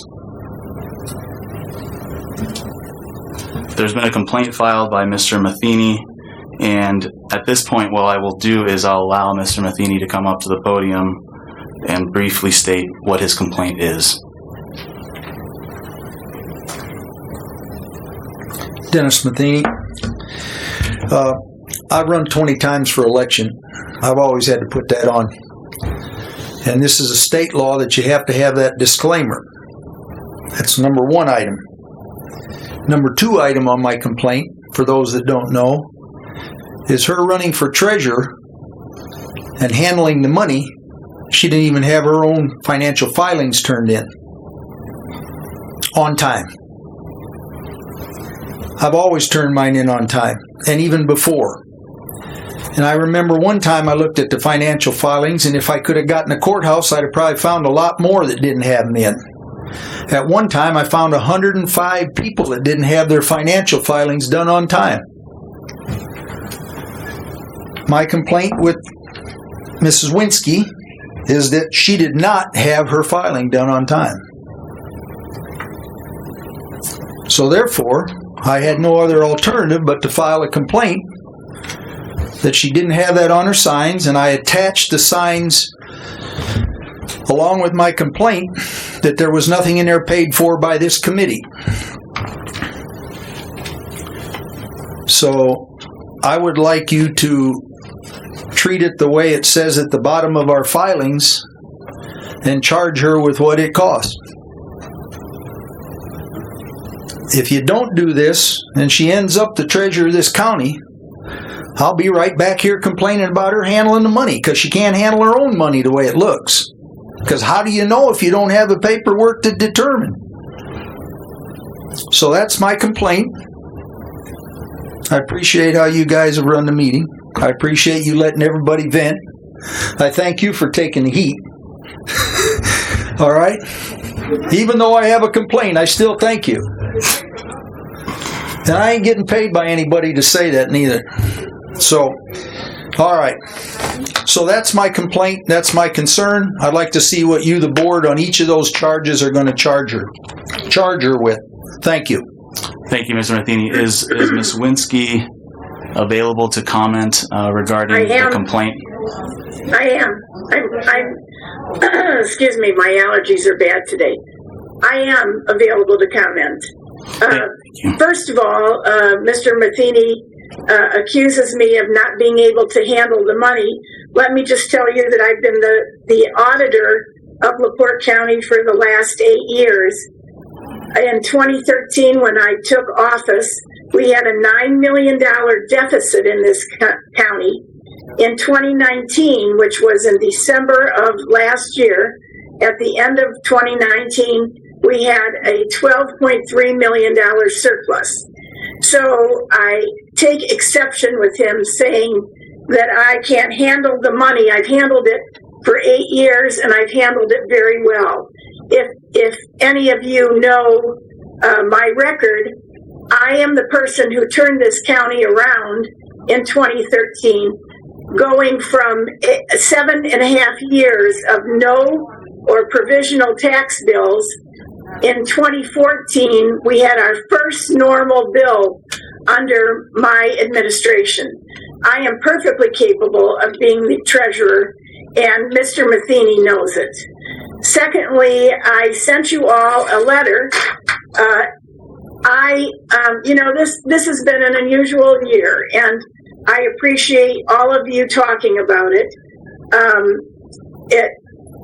The COVID has kept many of us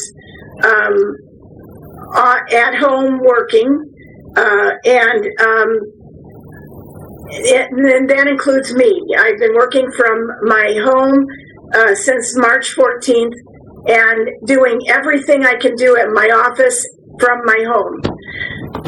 Having said that, as soon as I found out that the printer did not print the disclaimer on my signs, I called him. He printed little stickers, and I attached the picture of that to your letter. I went out and I taped or put those stickers on every sign that I could possibly find, and then I reordered the signs with that disclaimer on.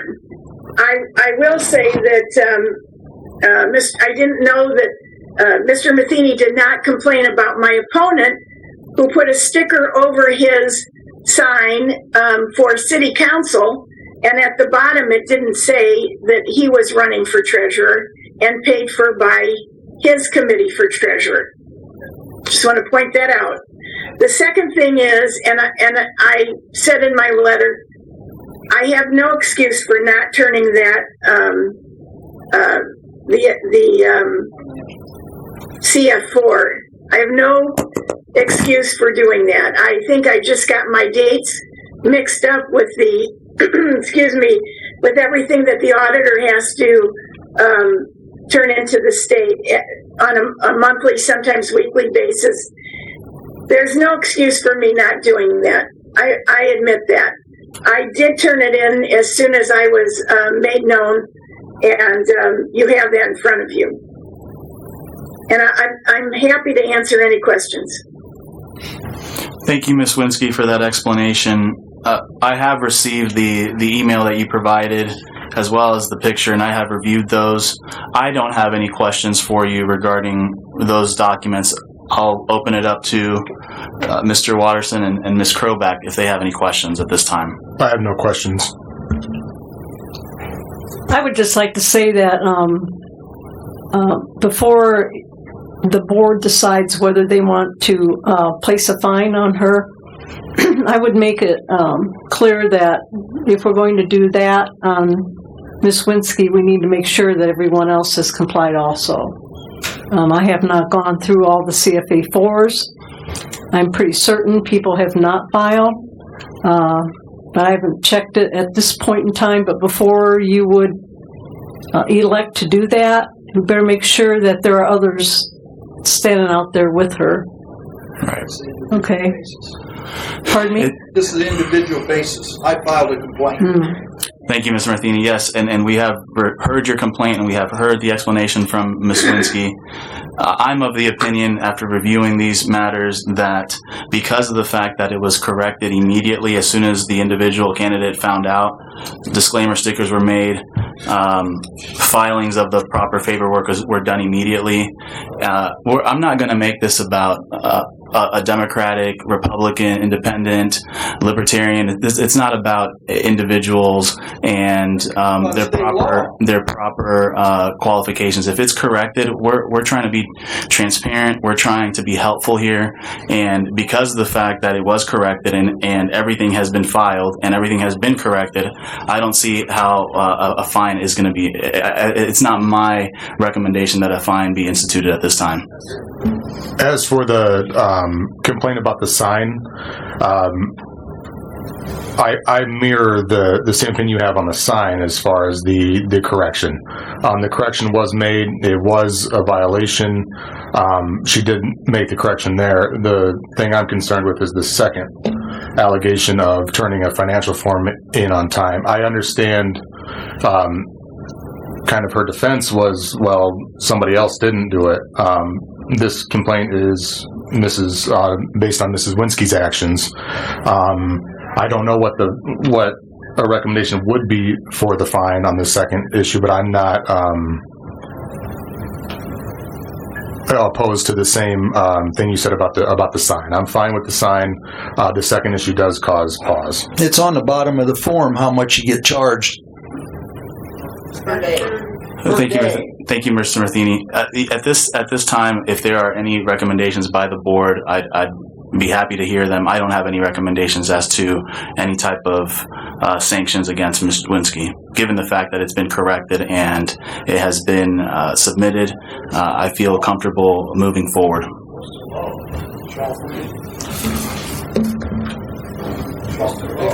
As far as the second portion of that complaint, what was your position on that, Nelson?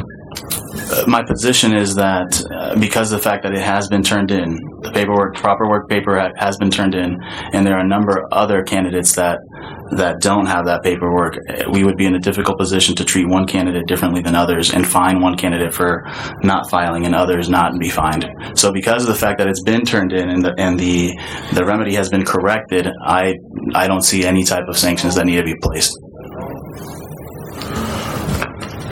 I don't have the information in front of me for this is the first I'm seeing this CF4 sheet as far as fines. I'm not comfortable suggesting a fine today, but I certainly, I'm not comfortable with missing deadlines and on a financial sheet that's filed with the state. Just giving that no fine or no remedy, but I don't know what the fine would be, and I'm not comfortable making that decision today. Table this till you do. You're more than welcome to table it, and we can address it at the next meeting. Yeah, I would suggest tabling that second portion, but as far as the sign, I have no objection to your position on that. Okay, so is that a motion to table the decision, your recommendation regarding a possible sanction regarding the CFA4 summary sheet? So moved. There's a motion. I'll second. We have a motion and a second. All in favor say aye. Aye. And what do we vote? To table it? Yes. My vote is a name, so, Madam Secretary. To not table it. To table it. His motion is to table it.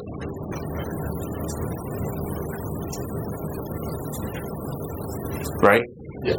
Yes, that was my motion. He wants an additional time to investigate what a proper remedy is, and he's tabled it to have that time given. Thank you. Okay, at this point in time on our agenda, we are moving on to other public comment. I can't possibly see how there's any other public comment that we have not addressed. If there is, please come to the podium and please limit your public comments. We are Edward French, Senior, 7676 West Glenbrook. What's the name? My question Sir, is, can you please repeat Edward names? French. Edward French. My question is, when there is a law particularly that we supposed to follow or you supposed to follow, when we don't follow the law and the rules, why do you all just let things go by without handling the business when someone violate or do something wrong? Why giving a person an opportunity to do something when they knowing what's right and what's wrong? And when you, like for an average person like myself, if I do something wrong, if I don't pay my taxes in LaPorte County, then I can lose my house.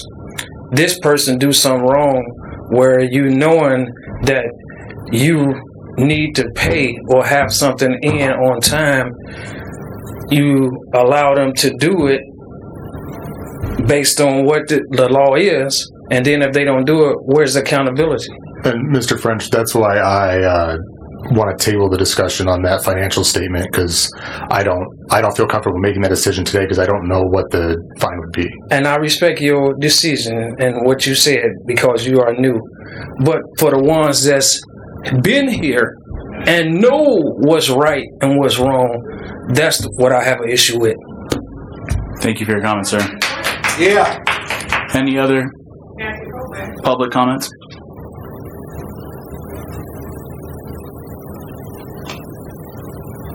Looks like there are no other public comments that have not. I'm sorry, one more. Hi there, Charles Young, 3921 South US 39. I believe we still want Mr. Keel's questions answered that were not addressed yet. And if you noticed on our agenda, there are still Oh, all right. Thank you. The agenda still has one more section, which is board member comments, and that's where I was going to address it. So thank you for pointing that out. You said it was going to be next. I thought it was going to be Okay. Any other public comments? Rodney McCormick, 617 Union Street. There has to be consequences when you do things that's wrong. I did things I didn't do, and I suffered consequences. But the saddest thing about all this is, why don't you? I don't know you. I'm not talking about you personally, but just let Shaw come in here and run this meeting, because I know why you ain't doing nothing to Miss Winsky. I know what's going on, and it's too much of this tied in together nonsense that's tearing our county up. Shaw's getting rich, the rest of us getting sick. Enough is enough. Just for the record, any other candidate that would have filed a similar complaint against them, I would have taken the same action. That's why I specifically said that it doesn't matter if you're Republican, Libertarian, Democrat, it doesn't matter. If the action is corrected and there isn't any significant foul play or a knowing violation, then I'm going to leave it open and make sure that we become transparent and allow the situation to correct itself, and that's what's happened in this situation. So it doesn't matter. In the law, and you should know the law, and you should hold her accountable. Okay. Thank you for your comments, I'm sir. not educated in the law. You are. Okay, board member comments at this time. Is there anything that you want to address? Well, I just have a statement I'd like to make. You sure you want me to go first? Yeah, go ahead. Okay.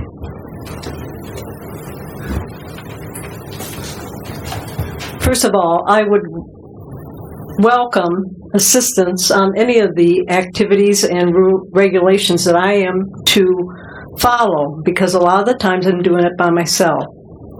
As secretary to the election board, I'm responding to articles that have appeared in the regional news and the accusations made in reference to the 2020 primary election on June 2nd. As I have been a little busy lately, let me now set the record straight on the number of misstatements and unfounded claims made against me and the county election board. Claims of mismanagement, incompetence, and poor communication are flat out incorrect.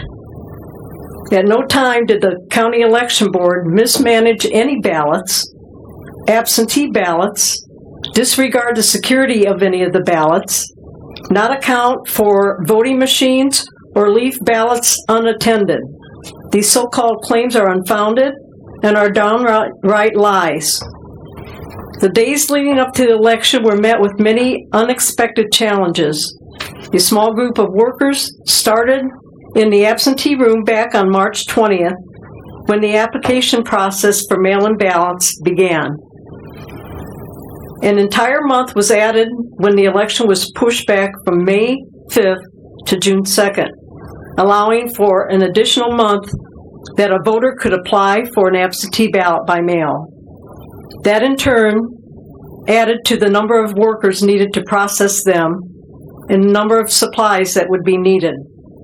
As the amount of applications received increased, the number of workers increased to process the applications and to prepare the ballots for mailing, all the while keeping the balance of Democrat-Republican ratio in check, which was a challenge. And may I might add that in accordance with the order of the governor, order number 40, that was somewhat amended, the balance in check as far as party representation went. 10 times the number of mail-in ballots were received by the absentee board for this election. This most likely was due to the fact of COVID-19 and the ultimate decision by the county commission at their May 5th, 2020 meeting to mail postcards to registered voters, encouraging vote by mail. At that point, I did not favor the mailing of the postcards as it was too late in time. The massive task of creating a postcard and preparing them for the mailing took an additional 6 days, and they were not mailed out until May 12th, 2020. To my knowledge, the first postcard did not start arriving until Tuesday, May 19th. The deadline for filing an application for absentee with the absentee board to receive a ballot by mail was Thursday, May 21, leaving just 2 days for the application to be completed and returned by the voter to the absentee board. The board worked tirelessly through the entire Memorial Day holiday weekend to get approximately 900 ballots mailed out, making numerous trips to the post office over the weekend for processing. It was a tedious and stressful job. All applications were processed and the last group of ballots were mailed out on Tuesday, May 26th. Thank you to all the workers who gave up their whole holiday weekend to get this job done. They did a superior job throughout the entire process, which began back on March 20th and stuck it out through the end. Without my knowledge, a third phone line was added to the absentee room, with only 2 phones to be answered, causing a third line to go unanswered. I requested that the line be disconnected, but to no avail. At some point, the switchboard started taking messages and listing the calls that needed to be returned, and that list grew larger every day. As the elected clerk and administrator of the elections, there was so much interference that took place during this difficult election that as to how the election had to be required to be run.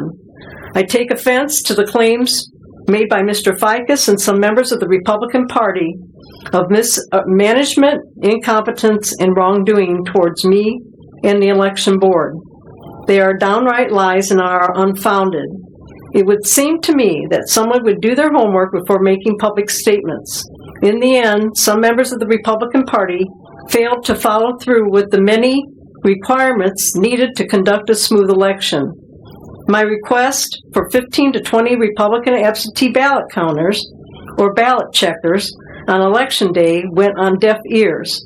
Notifying the Republican Party in advance up to 3 weeks prior to that time, and then reminding them at the 2-week point and then again at the 1-week point, evidently was not enough time for them to comply.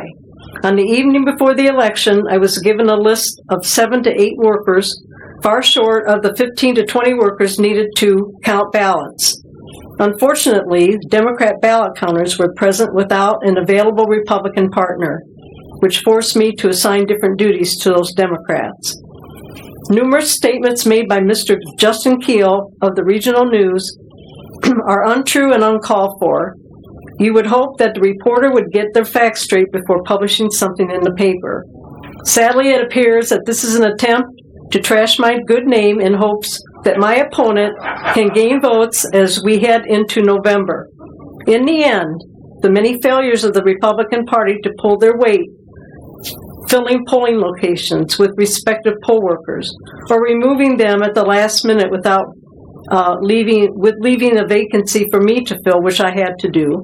Their failure to arrange for the necessary ballot counters on Election Day and claims of wrongdoing by the election board appear to be desperate attempts to gain whatever traction they can go into November.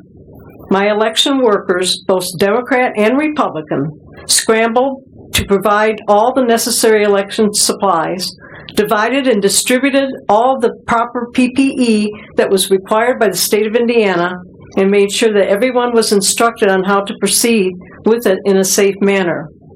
I conducted 11 training classes of all the poll workers to help them through the process. As we look back to the surprise of the entire election staff, with all the challenges and hurdles that we encountered on that election day, the day went pretty much without a hitch. Unfortunately, we still have some inappropriate activity by some of the candidates that appeared on the ballot and others that showed up at both the courthouse on Election Day, the hub of Election Central, and the county complex where ballots were being processed. These offices were closed to the public. This is clearly a violation of election law. With the ordinary number of absentee ballots, the election board issued a press release announcing that the ballot counting would continue the following day. In an effort to be transparent, we asked our county vendor to run an interim tally on Wednesday, even though there were all still precincts left out there to be counted. An error was discovered in an unofficial count of Cool Spring 3 and Springfield 3. Once discovered, it was immediately and accurately corrected. The election board was present when the correction was made. Microvote President Mike Miller issued a press release explaining what happened and the process by which it was corrected. LaPorte County has used Microvote as its vendor since 2006, and this has always been an upstanding track record. What is most sad and unfortunate about this entire event, considered the many hurdles that the board and all of its many election volunteers had to endure during this election, the county lost, in my opinion, one of the most dedicated and experienced board members. You will not find a more passionate and dedicated board member than Mr. Andrew Volz. He is seasoned with many years of experience on the board under his belt, well respected, and knows the election law like the back of his hand. Although Mr. Fike has stated that he did not know the reason for Mr. Volz's resignation, he surely should. It appears to be Mr. Volz was standing up for what was right as accusations were being made, not only about me, but by the entire board. Mr. Volz took his responsibility as chairman of this board very seriously. It is sad that he felt he had no other option but to resign amid the accusations and name-calling. He truly enjoyed his tenure on the board. It is most unfortunate that it has come to this. He will certainly be missed.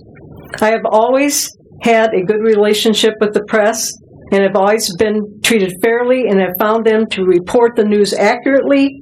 However, these past several months, I, as a member of the election board, have been concerned by the misinformation being reported and the harassment that I have been subjected to by certain members of the media. This will not be tolerated as we move into the November election. Thank you. Thank you, Ms. Kroback. Chuck, any comments? Okay, the first comment I have is in conjunction with Ms. Kroback. I do want to thank Andrew Volz for his service. He is going to be missed, and Ms. Kroback is correct. He knew election law very well, and it was a good guidance when we had questions. So I would like to make that public comment that Andrew will be missed. Secondly, as I hear all of this, it's imperative that this board and the clerk have the proper workers for the upcoming election, and that's going to have to take planning well in advance. This does not fall solely on the clerk. Obviously, she doesn't appoint everyone. I was there on election day. There were situations where we did need extra Republican counters or workers, and we just didn't have them. And that falls directly on the Republican county chairman. There must be enough workers provided, and with a significant increase in ballot applications and ballot processing, that's absolutely essential. This election, we simply did not have enough. It's my goal to make sure that this doesn't happen again. I'll be working closely with both the county party chairs to have enough teams to process any significant increase of ballots that we receive in the fall. So that's a comment I have as well. And I'm going to be working closely with Chuck too. And like I mentioned earlier, I think a lot of this can be addressed with more routine meetings and making sure that we have everything in place so that questions aren't answered after but before. Furthermore, to answer some of Mr. Keel's questions directly, and I think most of them have been answered, but the one that remains is regarding the conversation that he had with me about not being allowed into the room where the tabulations were being calculated for Cool Spring 3 and Springfield 3. And Mr. Akil approached me and showed me some credentials. It's my understanding that this board has communicated downstate with the election division, and we have no verification that any type of credential was given. That's number one. Number two is the fact that there are specific media watchers that credentials that are given. That's different than a poll watcher credential that Mr. Keel claims to have. The location that we were meeting in to review some of those items was not a poll. So even if he did have a poll watcher credential, in my opinion, and this is where we differ, in my opinion, that's not where a poll watcher credential is allowed to enter. Now, I specifically asked Mr. Keel, I gave him my cell phone number because I don't pretend to know everything. Okay, that's something that you'll learn about me. I want to put that out there. I don't know everything exactly. So I specifically asked Mr. Keel to have the election division from the Secretary of State to call me to make sure that was the proper interpretation. I waited, and to this date, I have not received a phone call from the election division. Had I received something from them, and had they instructed me to say, look, he is a properly credentialed watcher, let him in, I would have been happy to do so. My interpretation as an election board member is different, and so I don't view the area that we were in as a poll, and so therefore, even if you did have a correct poll watcher credential, I still don't think it's appropriate to allow. So that was my comments regarding that, and a lot of the information regarding the balancing of the Republican and Democratic Party, I think that's been addressed specifically with governor's order. And by the way, a lot of this, you have to remember, we have a Republican governor, Republican Secretary of State. The no excuse ballots have been put in place by them, so please remember that as well. But governor's Executive Order 40 specifically states that the balance in regards to watchers and counters are not one-to-one right now because of the pandemic, and that's clear in the order. So with those comments, those are the only comments I have regarding from my board section. I don't have any other comments. Chuck, do you have any comments? Yeah, just a few. I think I would be remiss to not address the partisan buck passing that I've kind of just heard. It's not. This seems to me this election has nothing to do with Republican or Democrat. I mean, it was just the process in and of itself. The law says we need the parties need 50-day notice to provide a list of people that are going to be able to work for absentee counters. And I believe it was said there was 3 weeks notice. That doesn't add up to 50 days. So, well, I will correct you on that. Mr. Ficus did give me names of 50 days out, but not nearly enough. Not nearly enough. But that was just the only issue, though, is then you asked the day of for more calculations or more counters? I asked him 3 weeks in advance. He gave me names 50 days out. Then 3 weeks out, I asked him for more. I didn't get any. Then I asked at 2 weeks. Then 1 week, and then the night before, I asked again, and the day of. I mean, I don't know how many times you have to ask, but only asked once. But the what I'm ultimately getting at is this election wasn't a Republican-Democrat issue. It was a process issue, and it doesn't matter. It doesn't matter what party was represented. It was still the process. But that's what final comments is as far as transparency goes. That's what we want, is just transparency and fair elections. I don't care about partisan issues. We need to run these fair so that everyone's vote counts. Some people do care about the party representation. Okay, are there any other board member comments? None from me. Mr. Keel, I see you standing up at the podium. We are closed with public comments at this time. With all due respect, I would like to ask that I could address some of the things you said, because some of them are factually deficient. Go for it. First of all, I did receive my credentials from the Indiana Election Division. I have an email here, which I'll post online for everyone to look at later, and if you would like to look at it, I'll share it with you now. It was CC'd to Brad King and Angela Neusmeyer, who are the co-directors of the Indiana Election Division. Those credentials are, in fact, valid. You never at any point in the past made any questions about the validity of my credentials. That would have been a good thing to raise then, and at that time, I would have shown you this email. As far as it goes for having watchers as far as returning a call from the Indiana Election Division, I did give them your cell phone number. I asked that they called you. They said they wouldn't. They said that as attorneys for the Election Division, their job isn't to go and act as the police and call up board members from election boards throughout the state. They felt that you should call them. I'm sorry, they didn't.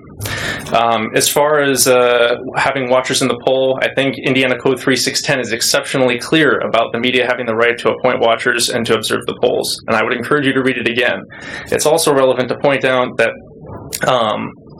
Indiana Code 311.5-3, I'm sorry, that might not be the right one. There's another code that provides for having yes, that is the right one, for having watchers in absentee vote counting locations, which our county does have. In fact, it's probably worth reading because it says, media entitled to appoint a watcher under Indiana 3610 may appoint a watcher at a central location for counting absentee ballots. B, a watcher appointed under this section, 1, has the rights, and 2, must follow the requirements set forth in IC 3610. And finally, I think it's important to point out that in Indiana, it's a requirement to allow poll watchers to observe the processing of votes, be it in polling locations or absentee ballot counting. In fact, it's actually a level 6 felony to prohibit a watcher from observing, from interfering. I'm sorry. A person who knowingly, under IC 314.3.3, a person who knowingly, 1, interferes with a watcher, 2, prevents a watcher from performing the watcher's duties, or 3, otherwise violates a list of statutes here, commits a level 6 felony.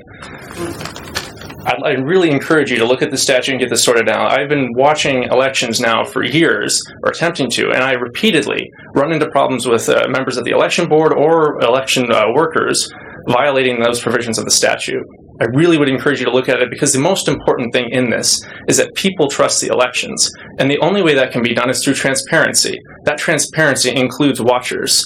These elections are not a matter of right or left. This is a matter of whether we're going to move forward as a county towards advancing our elections and making them more transparent. I think anyone that speaks with me regularly knows that I have an incredible amount of respect for the difficult work that goes into administering elections, and knows that I care a lot about the people's trust in these elections. And we can't instill trust in people until we make fixes to the system. So thank you. Thank you for your comments. Never mind, he violated it last time. Never mind. Just a reminder that you violated that back in 2018, if you recall. What? Okay, if there are no other comments, no board member comments, I call for an adjournment. So moved. Second.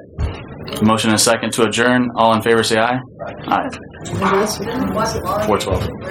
In 2018.